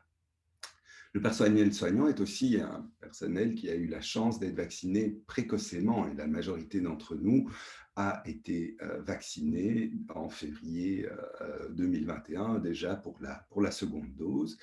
Et du coup, se pose la question de la perte éventuellement de l'immunité sur le long terme, en particulier face aux variants, et fait du soignant une population particulière, comme des personnes âgées, si cette immunité était amenée à diminuer ou à disparaître. Nous avons, et ça a été largement discuté, les obligations de moyens pour protéger nos patients, évidemment, qui sont absolument nécessaires. Je dis souvent qu'il faut se laver les mains, qu'il faut se désinfecter les mains. Ça paraît ridicule, mais ça fait partie évidemment d'une protection que l'on offre aux patients au même titre que la vaccination, si celle-ci diminue le risque de contagion. Alors, l'efficacité des vaccins, qu'en est-il maintenant que les variants ont changé? Vous savez que la vaccination a été basée finalement sur les variants initiaux qui infectaient la population et qui a été responsable de la pandémie en 2020.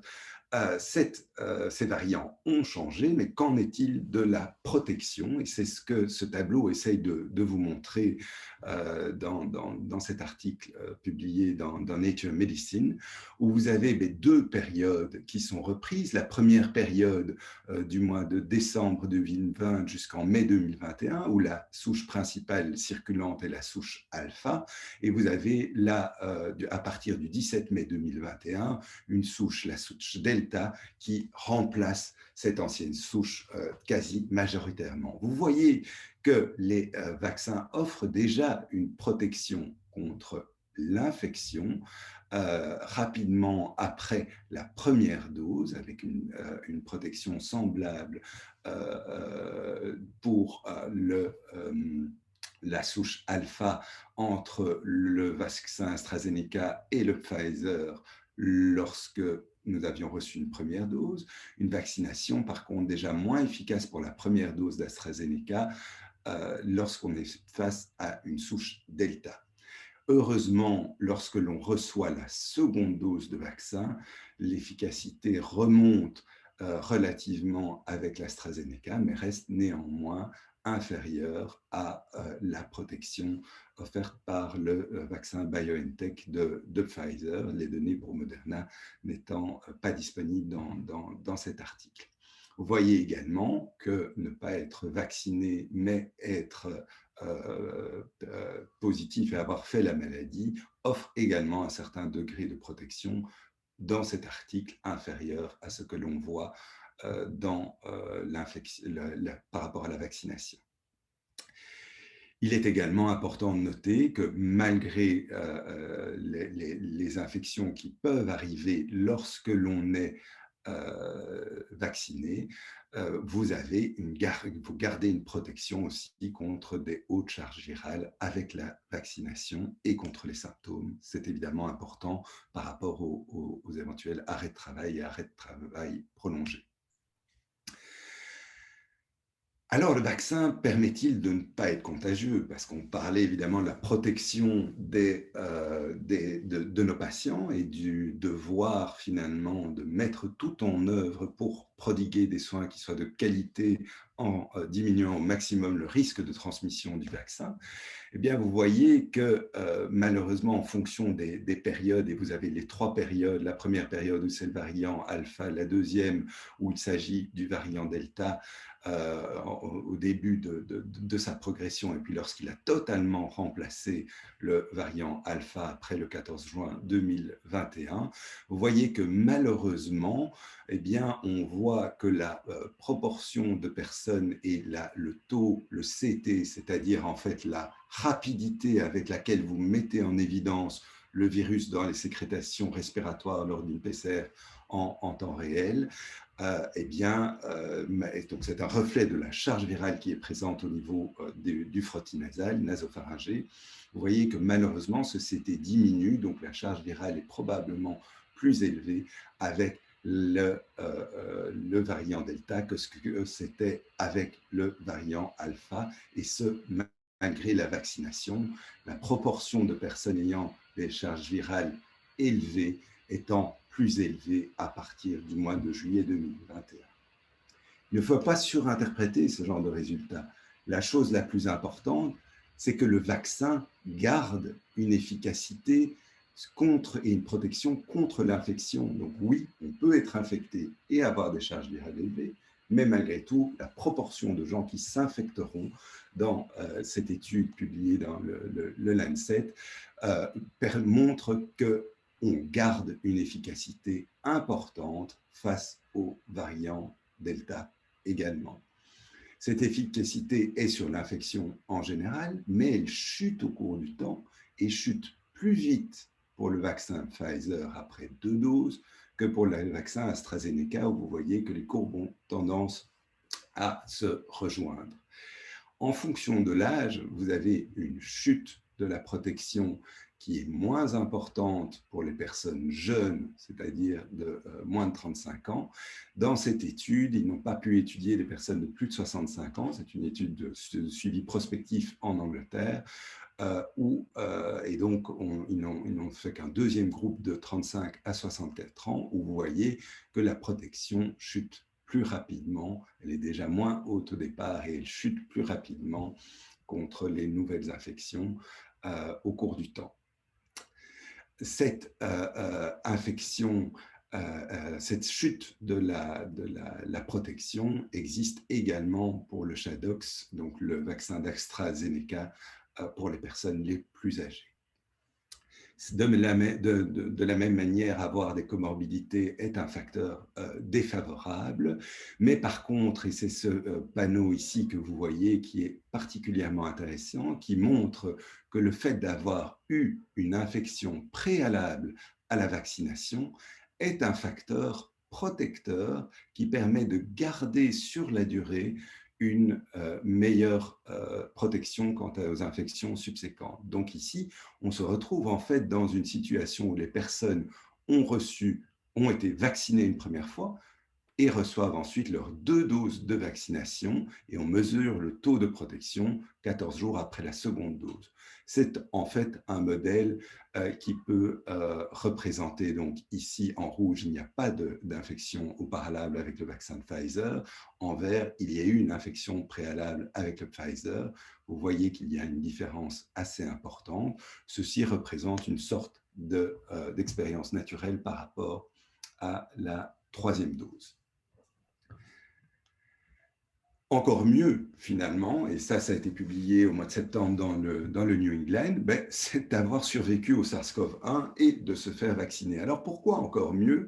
Et si on se remet dans le contexte de la zoonose et des événements futurs qui pourraient arriver, on se rend compte qu'en regardant non seulement le SARS-CoV-2, mais également le SARS-CoV-1, et la capacité de neutraliser et d'inhiber ces particules virales, eh bien, vous avez une possibilité de les neutraliser lorsque vous avez été vacciné contre le SARS-CoV-2, quelle que soit la souche, une souche alpha, delta ou bêta, lorsque vous avez été vacciné contre le SARS-CoV-2, vous voyez ici en vert, ou lorsque vous avez été infecté par le SARS-CoV-2. Donc en vert foncé, infecté, en vert clair, les personnes qui ont été vaccinées. Par contre, vous n'avez pas la possibilité de neutraliser le SARS-CoV-1 ou des virus qui circulent chez les animaux encore, qu'ils soient proches du SARS-CoV-1 ou du SARS-CoV-2. Contrairement en réalité aux personnes survivantes du SARS-CoV-1 qui ont un taux circulant d'anticorps largement neutralisant qui permettent de neutraliser non seulement les virus avec lesquels ils ont été en contact, le SARS-CoV-2 contre lequel ils ont été vaccinés, mais également des virus proches, mais étant encore dans le règne animal et pouvant éventuellement passer chez l'homme lors de prochaines zoonoses. C'est important parce que ça pourrait donner des idées par rapport à d'autres types de stratégies vaccinales pour pouvoir éliciter une réponse largement neutralisante à l'égard non seulement des différentes souches circulantes, mais d'éventuelles souches futures. Et on le montre aussi bien pour les lymphocytes B qui sont capables de réagir contre des tétramères, soit du SARS-CoV-1, soit du SARS-CoV-2 chez ces patients. Alors, qu'en est-il de la troisième dose et qu'est-ce qu'on a comme données? Et je vais faire assez court en me basant essentiellement sur l'article publié le 29 octobre dans le Lancet et reprenant finalement l'expérience israélienne parce qu'ils ont finalement pas mal de données et ont commencé assez tôt une vaccination pour la troisième dose. Il faut savoir, dans un pays très hétérogène, avec une vaccination catastrophique de la population juive orthodoxe, un taux de vaccination très très bas et un taux de vaccination moyen pour la population arabe et une population juive bien vaccinée. Donc, vous prenez une population importante de 728 000 personnes qui sont appariées par âge, genre, caractéristiques sociodémographiques et cliniques, et vous les comparez à un groupe qui a reçu 2 doses ou 3 doses de vaccin, pour essayer de voir d'une part la réduction d'hospitalisation qui s'avère être de 85%, la réduction d'infections sévères de 76% et la réduction de mortalité liée au Covid de 94%. On est finalement dans des réductions importantes en proportion, mais sur des chiffres évidemment qui sont bas d'une façon générale chez des personnes qui ont été vaccinés. Il y a toujours des facteurs confondants, évidemment, dans ces études qui sont prospectives. Les personnes qui ne reçoivent pas la troisième dose, sont-elles convaincues de la nécessité de la troisième dose? Est-ce qu'elles abandonnent plus les mesures non pharmacologiques quand elles ont eu 2 doses et qu'elles refusent la troisième, en se disant que je suis protégé ou pas? Et donc, toujours prendre, évidemment, l'interprétation de ces résultats avec beaucoup de précautions, et tout en sachant aussi qu'il y a un nombre trop petit d'événements pour interpréter des résultats chez les personnes qui ont moins de 40 ans. Il est clair que le taux d'hospitalisation, le taux de mortalité chez des personnes de moins de 40 ans qui ont été vaccinées est tellement faible que rajouter une troisième dose, vous ne verrez pas, vous n'aurez pas la possibilité de mesurer quoi que ce soit comme effet. De façon graphique ici, par rapport à l'admission à l'hôpital, vous voyez en rouge les personnes ayant reçu 2 doses, avec un nombre d'événements, vous voyez, qui sont relativement faibles. On a 300 événements qui surviennent sur la population que vous voyez en haut et 57 dans la population ayant reçu 3 doses. Admission à l'hôpital, Covid sévère, 165 événements, 23 événements dans le groupe ayant 3 doses, et même chose pour la mortalité, 46 événements dans le groupe ayant 2 doses, 7 événements dans le groupe ayant eu 3 doses. Y a-t-il un effet sur l'incidence et la proportion d'infections? Oui, on voit une diminution des infections lorsque les personnes et lorsque la 3e dose a été introduite. Alors, tout ça est très beau, mais malheureusement, on se rend compte que le virus peut continuer à circuler, qu'on peut continuer à être infecté malgré une vaccination à 2 doses, peut-être de façon moins importante lorsqu'on redonne une 3e dose ou lorsqu'on a fait l'infection de façon préalable. Est-ce que ça diminue la circulation du virus? Ben oui, parce qu'on est protégé, donc d'office, ça diminuera la circulation du virus. Moins de personnes s'infectent. Il est aussi possible que même si les charges virales sont importantes au niveau du frottis nasopharyngé, on en excrète moins longtemps et qu'on ait moins de transmission secondaire. C'est important d'essayer de limiter la transmission du virus aussi en gardant les interventions non pharmacologiques, pour la simple raison, donc le masque, la distanciation sociale, etc.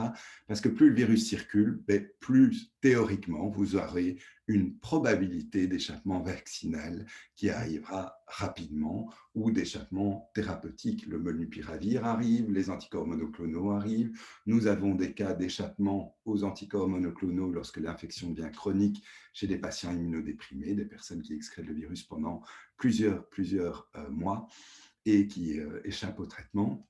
C'est un virus ARN, il va se modifier. On espérait que la modification du virus allait compromettre sa capacité réplicative en l'empêchant d'utiliser son domaine de liaison récepteur ACE2. Malheureusement, l'expérience nous montre que ça n'est pas le cas, que la contagiosité a même augmenté avec les nouveaux variants.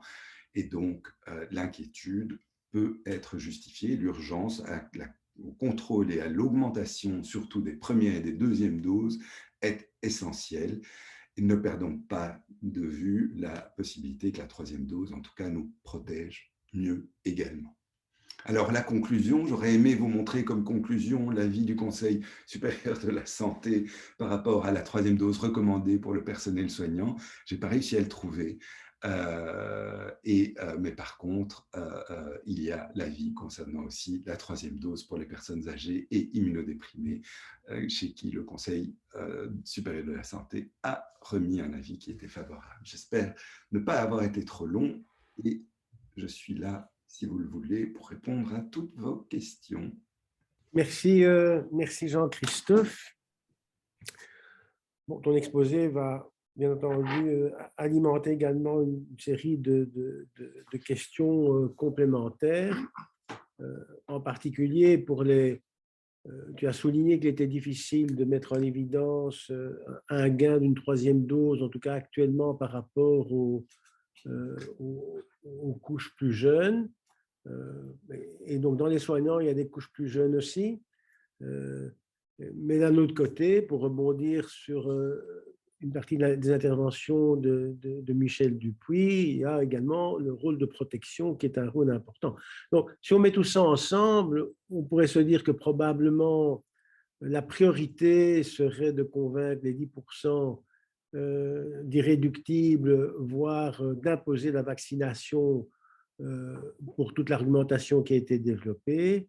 Et en deuxième intention, avec probablement un effet moindre, globalement sur l'épidémiologie hospitalière locale, la 3e dose pour les soignants, peut-être là sur base volontaire. Alors, il y a bien entendu quelques questions. J'ai essayé de les regrouper. Il y a beaucoup de questions pour Michel, donc on va commencer plutôt par les questions peut-être que je voyais plus ciblées pour Muriel. Il y a Georges Casimir qui se posait la question en termes d'éducation à la vaccination, sur l'intérêt qu'il y aurait à faire de l'éducation concernant la vaccination d'une façon générale dans l'enseignement secondaire. Muriel, quel est ton ton sentiment? Est-ce qu'il y a déjà des choses qui existent d'une façon globale par rapport à cela?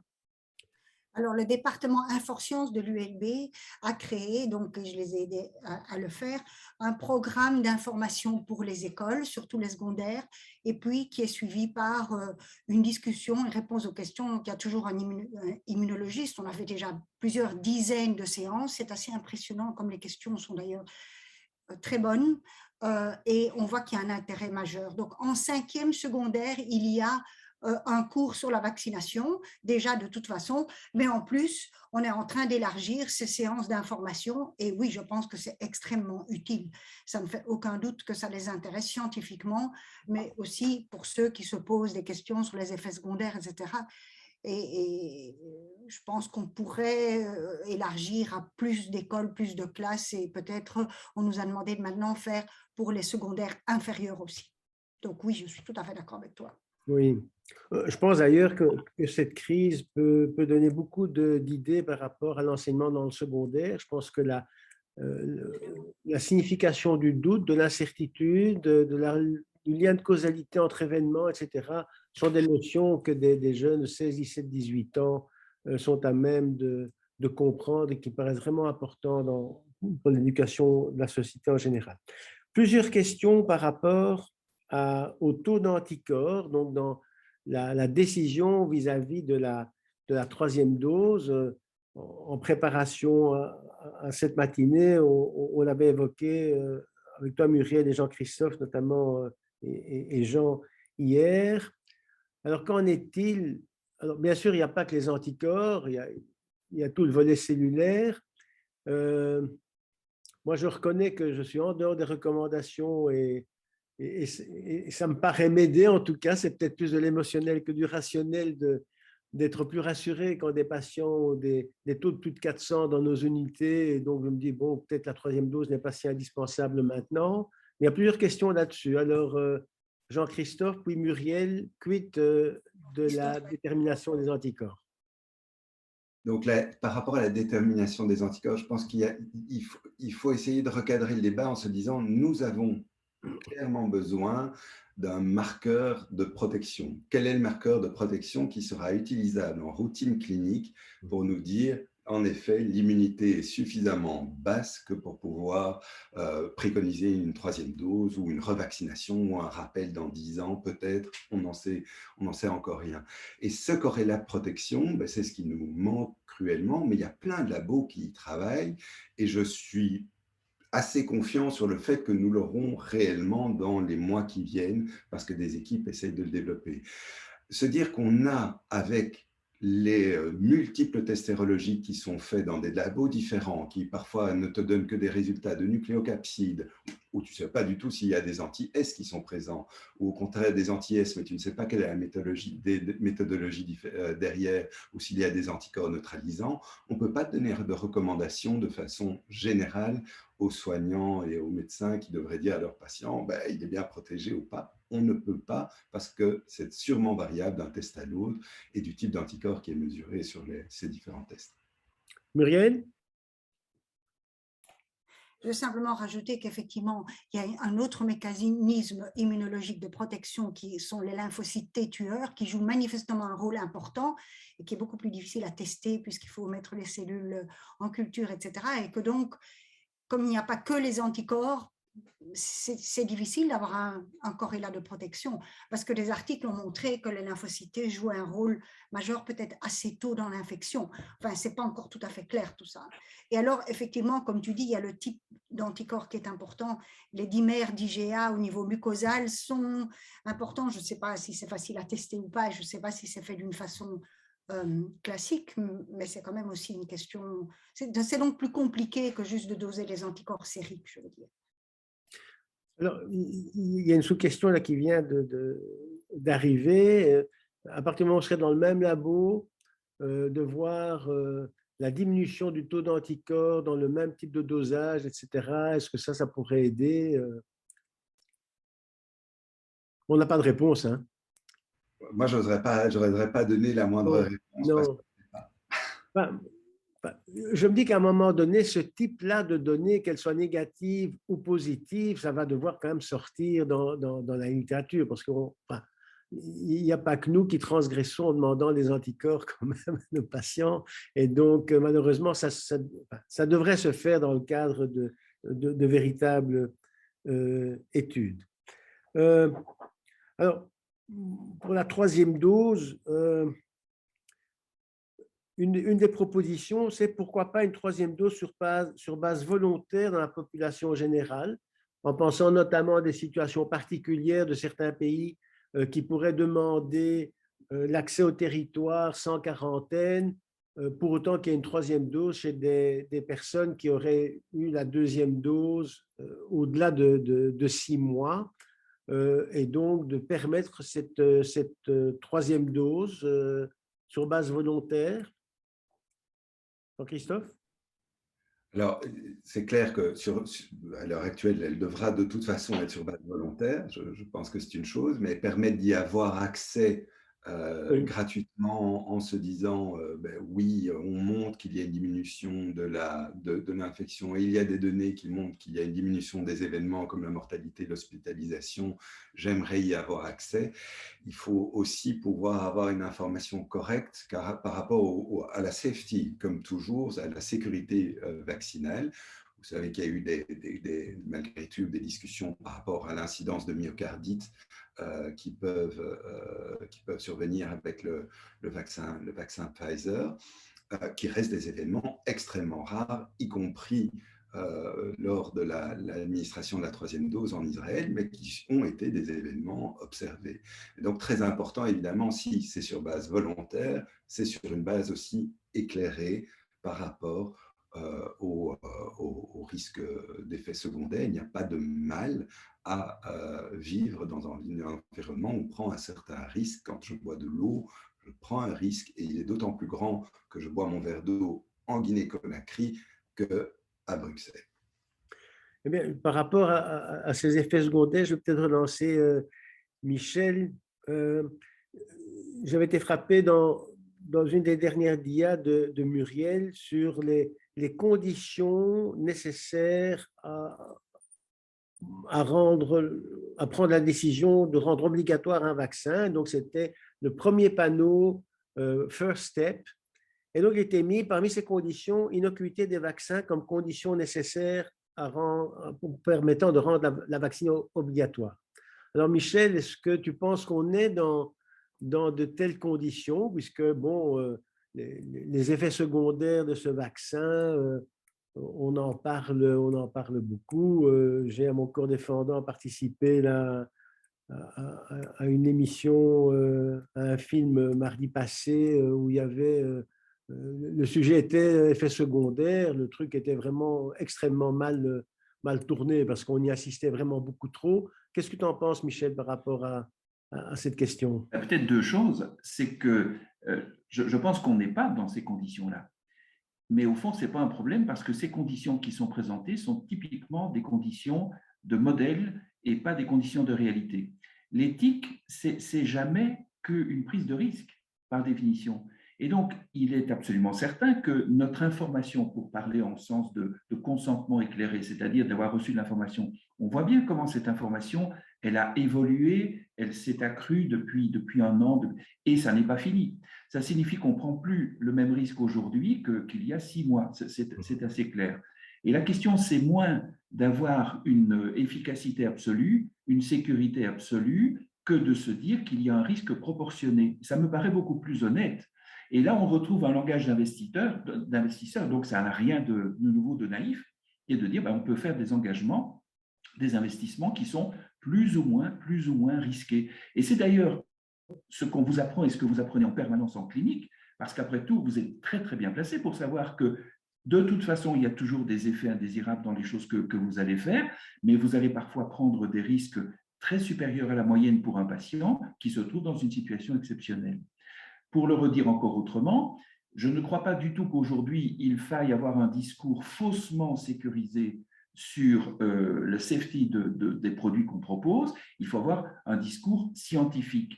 Le problème, et ça on le sait depuis longtemps en matière d'interruption de grossesse en génétique médicale. Le problème, c'est que monsieur et madame tout le monde, c'est-à-dire moi, je ne me représente pas très bien le calcul statistique. Je ne représente pas très bien ce que c'est qu'une probabilité. Et donc, il y a une forme de confiance un peu élémentaire qui se fait dans la relation, dans l'alliance thérapeutique entre le professionnel de santé, par exemple le médecin, et puis le patient. Je crois qu'on serait vraiment malvenu aujourd'hui de croire en une sécurité qui n'est pas encore établie scientifiquement. Et donc, on doit pouvoir se dire, nous prenons un certain nombre de risques, exactement ce qu'on fait, sauf qu'on l'oublie, quand on prend un ascenseur ou un avion.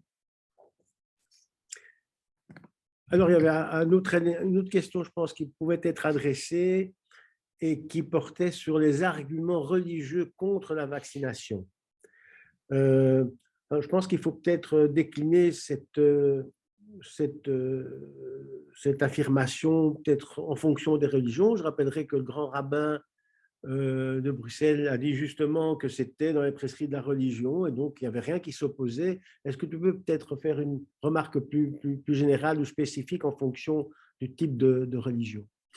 Je voudrais dire avec beaucoup de respect pour l'ensemble des religions que c'est une hétodiversité absolument extraordinaire et que donc on a tout intérêt à garder cette diversité qui témoigne de l'intelligence symbolique de l'humanité. Ça, c'est une première chose et je le dis en étant moi-même d'une religion particulière. Cela étant dit, on voit bien comment n'importe quelle religion, y compris l'équivalent d'une religion laïque, elle est soumise aux mêmes insécurités et aux mêmes fantasmes qui n'ont rien de religieux, mais qui sont profondément humains et qui consistent à avoir peur de mourir, à avoir peur de prendre un certain nombre de risques et à trouver plus ou moins sécurisant de s'inventer des interdits, et mieux encore quand les interdits sont la parole de quelqu'un de supérieur qu'on va apprendre, qu'on va nommer Dieu. Jusqu'à l'heure d'aujourd'hui, je n'ai pas trouvé dans la littérature que j'essaie de suivre d'assez près quelque chose qui soit spécifique sur la question de la vaccination, que je n'ai déjà trouvé dans d'autres problématiques, que sont les transfusions sanguines, par exemple, le don ou la réception d'organes et un certain nombre d'autres possibilités, disons, thérapeutiques.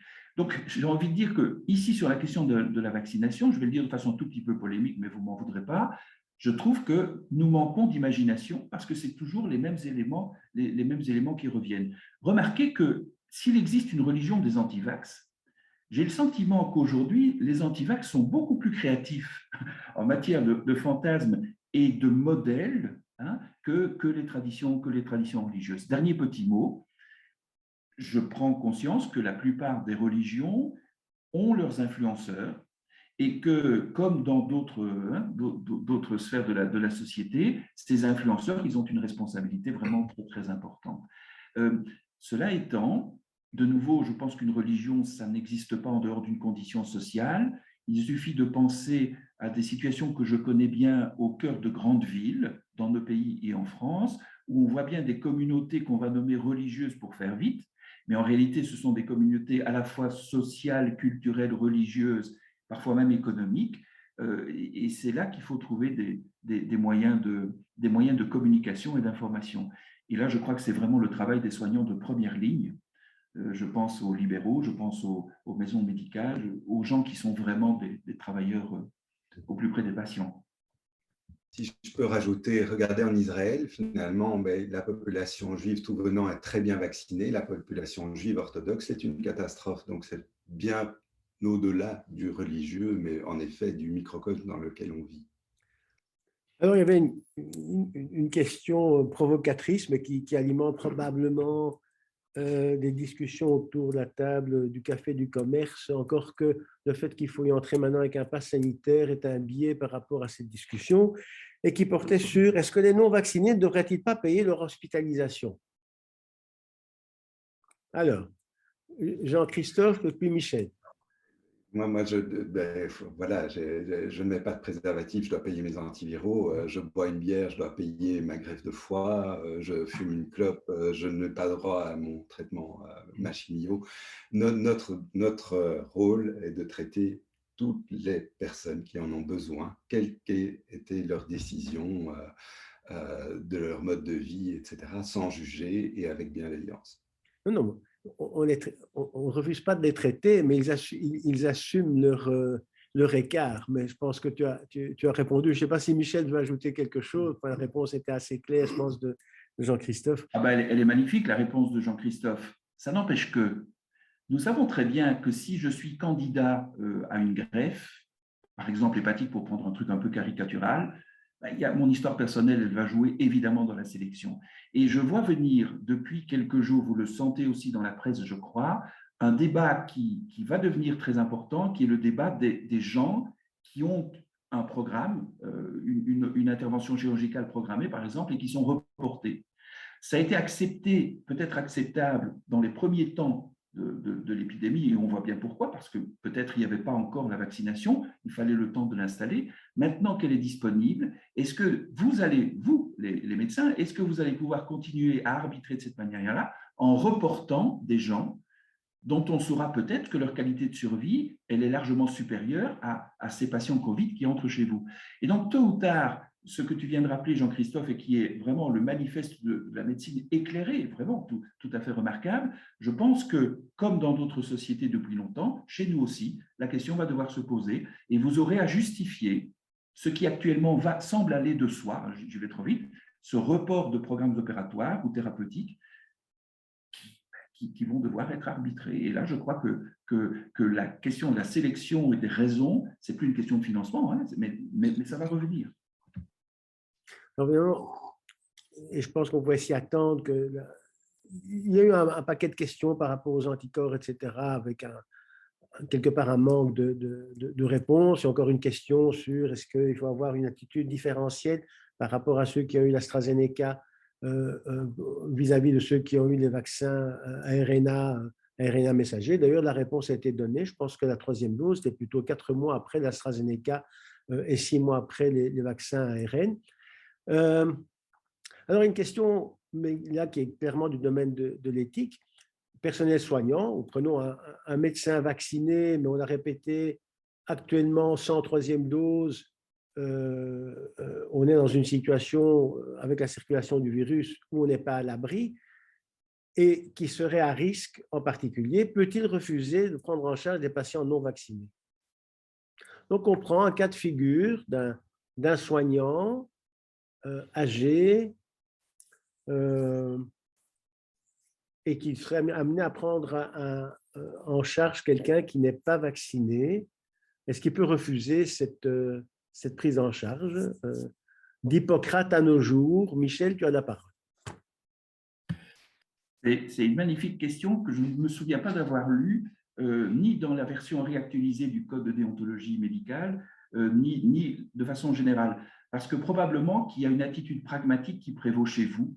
Parce que je peux imaginer que ça vous arrive à vous, les médecins, d'être effectivement, par exemple, immunodéprimés, indépendamment du Covid, et donc probablement d'organiser vos contacts cliniques d'une façon qui peut être dite entre vous et qui en même temps respecte la confidentialité, puisque vous avez droit aussi au secret médical en ce qui concerne votre santé.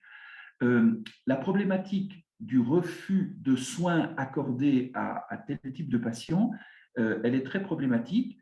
Dans la loi, elle ne joue que pour des clauses de conscience sur des actes particuliers, par exemple la question de l'euthanasie, hein, c'est assez connu, bien entendu. Je ne vois pas de notion déontologique qui justifie explicitement cette attitude prudentielle. Moi, j'aurais tendance à comprendre cette attitude prudentielle pour autant que dans ce cadre-là, évidemment, il y aurait une référence à une consoeur ou un confrère qui serait en mesure de, donc il n'y aurait pas d'abandon thérapeutique. Je peux imaginer que c'est ce qui se passe quand j'appelle mon médecin de garde qui est complètement lessivé à la fin de son week-end et qui fait semblant de ne pas être disponible pour venir me voir. Ça participe peut-être des mêmes motivations psychophysiologiques qui font que vous restez des êtres humains avec vos propres limites et que probablement vous êtes moins nocif en refusant qu'en faisant le petit geste de trop qui risque d'être une catastrophe. Mais c'est un peu facile hein, comme patient.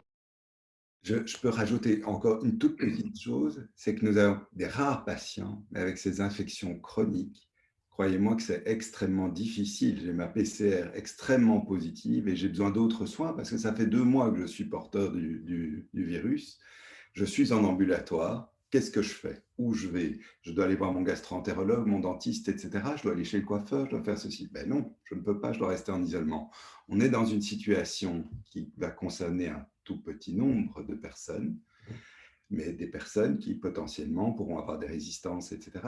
Qu'est-ce qu'on va faire? Et là, il y a vraiment toute une discussion éthique très, très, très compliquée et humainement terriblement difficile pour les personnes qui vivent avec ça. Si Élie le permet, je rajoute un petit mot à ce que tu viens de dire, Jean-Christophe, avec une hypothèse que je suis occupé à faire pour l'instant, mais c'est un peu en l'air. C'est quand même une forme de réorganisation, un peu ce que nous avons vécu dans les années 80 à propos du HIV, qui fait que probablement ce type de situation ne doit plus être traité par tout le monde et partout, mais qu'on doit pouvoir trouver une forme de sélection, d'organisation qui permette l'accessibilité, bien entendu, qui consomme moins de moyens globaux, et ce qui suppose une forme de synergie entre les réseaux peut-être. Et c'est là qu'on retrouvera des équipes, entre guillemets, d'excellence qui seraient en mesure de faire, c'est quand même ce qu'on a fait au milieu des années 80 dans les blocs opératoires. OK, mais je pense que, bon, il y a encore quelques questions sur le chat, mais qui tournent un petit peu autour des mêmes sujets. Je pense que ça ne va pas permettre d'avancer plus loin. Jean, tu avais quelque chose à ajouter? Bon, très, très brièvement, alors. Non, c'est simplement pour illustrer le fait que pour moi, c'est un cercle vicieux. Les infirmières sont sur les genoux. Beaucoup d'infirmières sont sur les genoux. On leur demande de reprendre en charge des patients COVID qui n'ont pas été vaccinés. Elles ont du mal à éprouver beaucoup d'empathie et ces infirmières sont dégoûtées, sont découragées. Donc, on aura encore moins de personnel pour prendre en charge les pathologies non COVID. Et c'est pour ça que nos hôpitaux, enfin en tout cas pas mal de nos services hospitaliers, sont pleins de lits vides, par faute d'infirmières. Et donc c'est un système qui devient infernal, c'est une spirale. Oui, je pensais aussi que parmi la liste des arguments pour une vaccination obligatoire des soignants, c'était aussi de se mettre dans une situation où on diminue le risque d'avoir une force de travail qui diminue parce que les soignants vont être infectés, mis en quarantaine, etc. Avec Jean-Christophe, on avait discuté cet aspect-là. Ah, il y a Baudouin Bill. En tant que médecin hygiéniste, je ne suis pas d'accord avec ce qui vient d'être dit. Nous avons les moyens de protection ad hoc pour traiter ces patients porteurs chroniques ou aigus, et nous le faisons déjà en fait. Oui, alors en entendant la discussion sur ce sujet, je me disais aussi qu'on peut se mettre dans une situation, c'est peut-être ça que Baudouin souhaite donner comme information complémentaire. Bon, si on se met avec un FFP2 à la fois du côté du patient et du côté du médecin, on se retrouve dans une situation de risque de contamination qui est quand même extrêmement, extrêmement réduite. Ceci dit, on peut aussi imaginer des situations, je ne sais pas, je pense à un stomatologue, par exemple, ça va être difficile que le patient ait un FFP2 sur le visage, Baudouin. Mais, Élie, si je peux intervenir. Oui, mais j'allais justement te donner le micro. Vas-y. Ah oui, ce n'est pas le patient qui doit porter le masque FFP2, c'est sécuriser le personnel. Et donc, je pense sincèrement que ça, c'est dans l'ensemble, et bravo pour toutes ces présentations, mais dans l'ensemble de tout ce qui a été évoqué, ça, je pense que c'est un point de détail. Soigner des patients porteurs d'un risque infectieux, on le fait dans l'hôpital depuis très longtemps vis-à-vis de tous les risques. C'est un point de détail par rapport à tous les autres enjeux que vous avez évoqués, je pense. Oui, je suis assez d'accord avec toi sur ce point. Par contre, Élie, est-ce que si tu me permets oui. La parole 2 secondes, je voudrais quand même revenir à ces 10 à 15% de membres du personnel qui ne sont pas vaccinés. Donc, je pense qu'il y a quand même eu beaucoup de messages paradoxaux et d'ambiguïté des autorités au sens large qui ne nous ont pas automatiquement aidés. Je voudrais en soulever 2. La première, c'est que, comme vous le savez, dans beaucoup d'hôpitaux, on a très vite arrêté de vacciner le personnel, alors que la possibilité existait. Et ça, c'est quoi? Ça veut dire que c'est un signe que les directions elles-mêmes n'ont pas vraiment joué le jeu, entre guillemets, jusqu'au bout. Et un autre élément que j'avais soulevé aussi, c'est que, est-ce que j'ai mis ça? Oui, donc les messages qu'on a portés vers les soignants, et ça je reviens à ce qui a été très bien évoqué, les enjeux sous-jacents, les messages sont très paradoxaux. Le personnel de base se plaint qu'on ne l'a pas bien protégé. Et puis maintenant, on veut lui imposer quelque chose, non pas pour le protéger lui, mais pour protéger les autres. Tout ça sont des messages très paradoxaux. De même que quand il s'agit d'obliger le personnel à se faire vacciner, dans un premier temps, comme vous le savez, ce n'est pas les facteurs de risque intrinsèques du personnel qui ont été mis en avance pour les prioriser pour les vacciner, c'était leur activité dans l'hôpital. Et de nouveau, ce sont des messages paradoxaux qu'on doit essayer de déconstruire parce que sinon, entre guillemets, le personnel le moins qualifié, qui est en général le moins vacciné, se sent pris en otage, non pas pour lui et pour sa santé, mais pour le système lui-même. Et dernier élément, comme vous le savez, à titre personnel, je prétends que rendre la vaccination obligatoire pour le personnel, et rien que pour le personnel de santé, n'a pas beaucoup de sens. Ça apparaît comme une espèce de revanche des autorités qui n'ont pas réussi à convaincre, alors qu'en réalité, comme vous le savez, le risque de transmission à l'hôpital, c'est pas vraiment lié au personnel, c'est lié à un tas d'autres facteurs, les patients qui ont de porteurs, les visiteurs, les chambres communes, etc.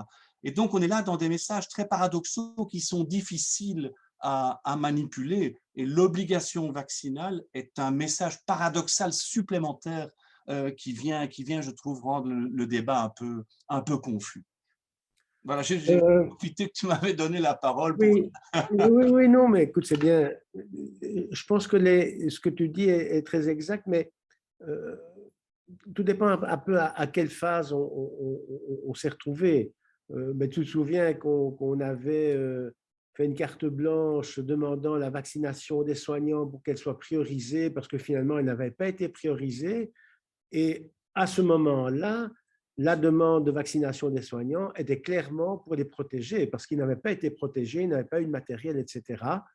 Et maintenant, les choses se déplacent un petit peu et se déplacent plutôt vers la protection des patients que par rapport à leur propre protection. Donc, en fonction du moment d'épidémie, la situation de vaccination des soignants était quand même quelque peu différente. Mais je pense que Michel Dupuy a quand même très bien contextualisé cet aspect-là, comme tu l'as répété maintenant avec un autre spectre de vision. Bien, mais je pense qu'on n'a sûrement pas fait le tour, mais je pense que l'ensemble des exposés ont permis néanmoins d'y voir plus clair et en tout cas de nous donner une source de réflexion complémentaire qui est absolument nécessaire dans une situation où il y a quand même encore beaucoup d'incertitudes, à la fois sur le plan scientifique, mais également quant au débat éthique qui n'est pas totalement clos. Je remercie à mes amis qui ont accepté l'invitation, Michel Dupuy, Muriel Moser, Jean-Christophe, Jean Gérin ici à côté de moi. Je remercie José pour toute la partie technique. Là, il est dans l'ombre au bout de la table, on ne le voit pas, mais il est actif. Et je remercie à tous les participants, et en particulier à ceux qui sont intervenus avec beaucoup d'à-propos. Je mettrai en ligne le résumé, enfin, l'ensemble de ce séminaire, une fois qu'on aura coupé les petits incidents d'interruption qui ont été mineurs. Merci encore à toutes et à tous et je vous souhaite une bonne fin de week-end.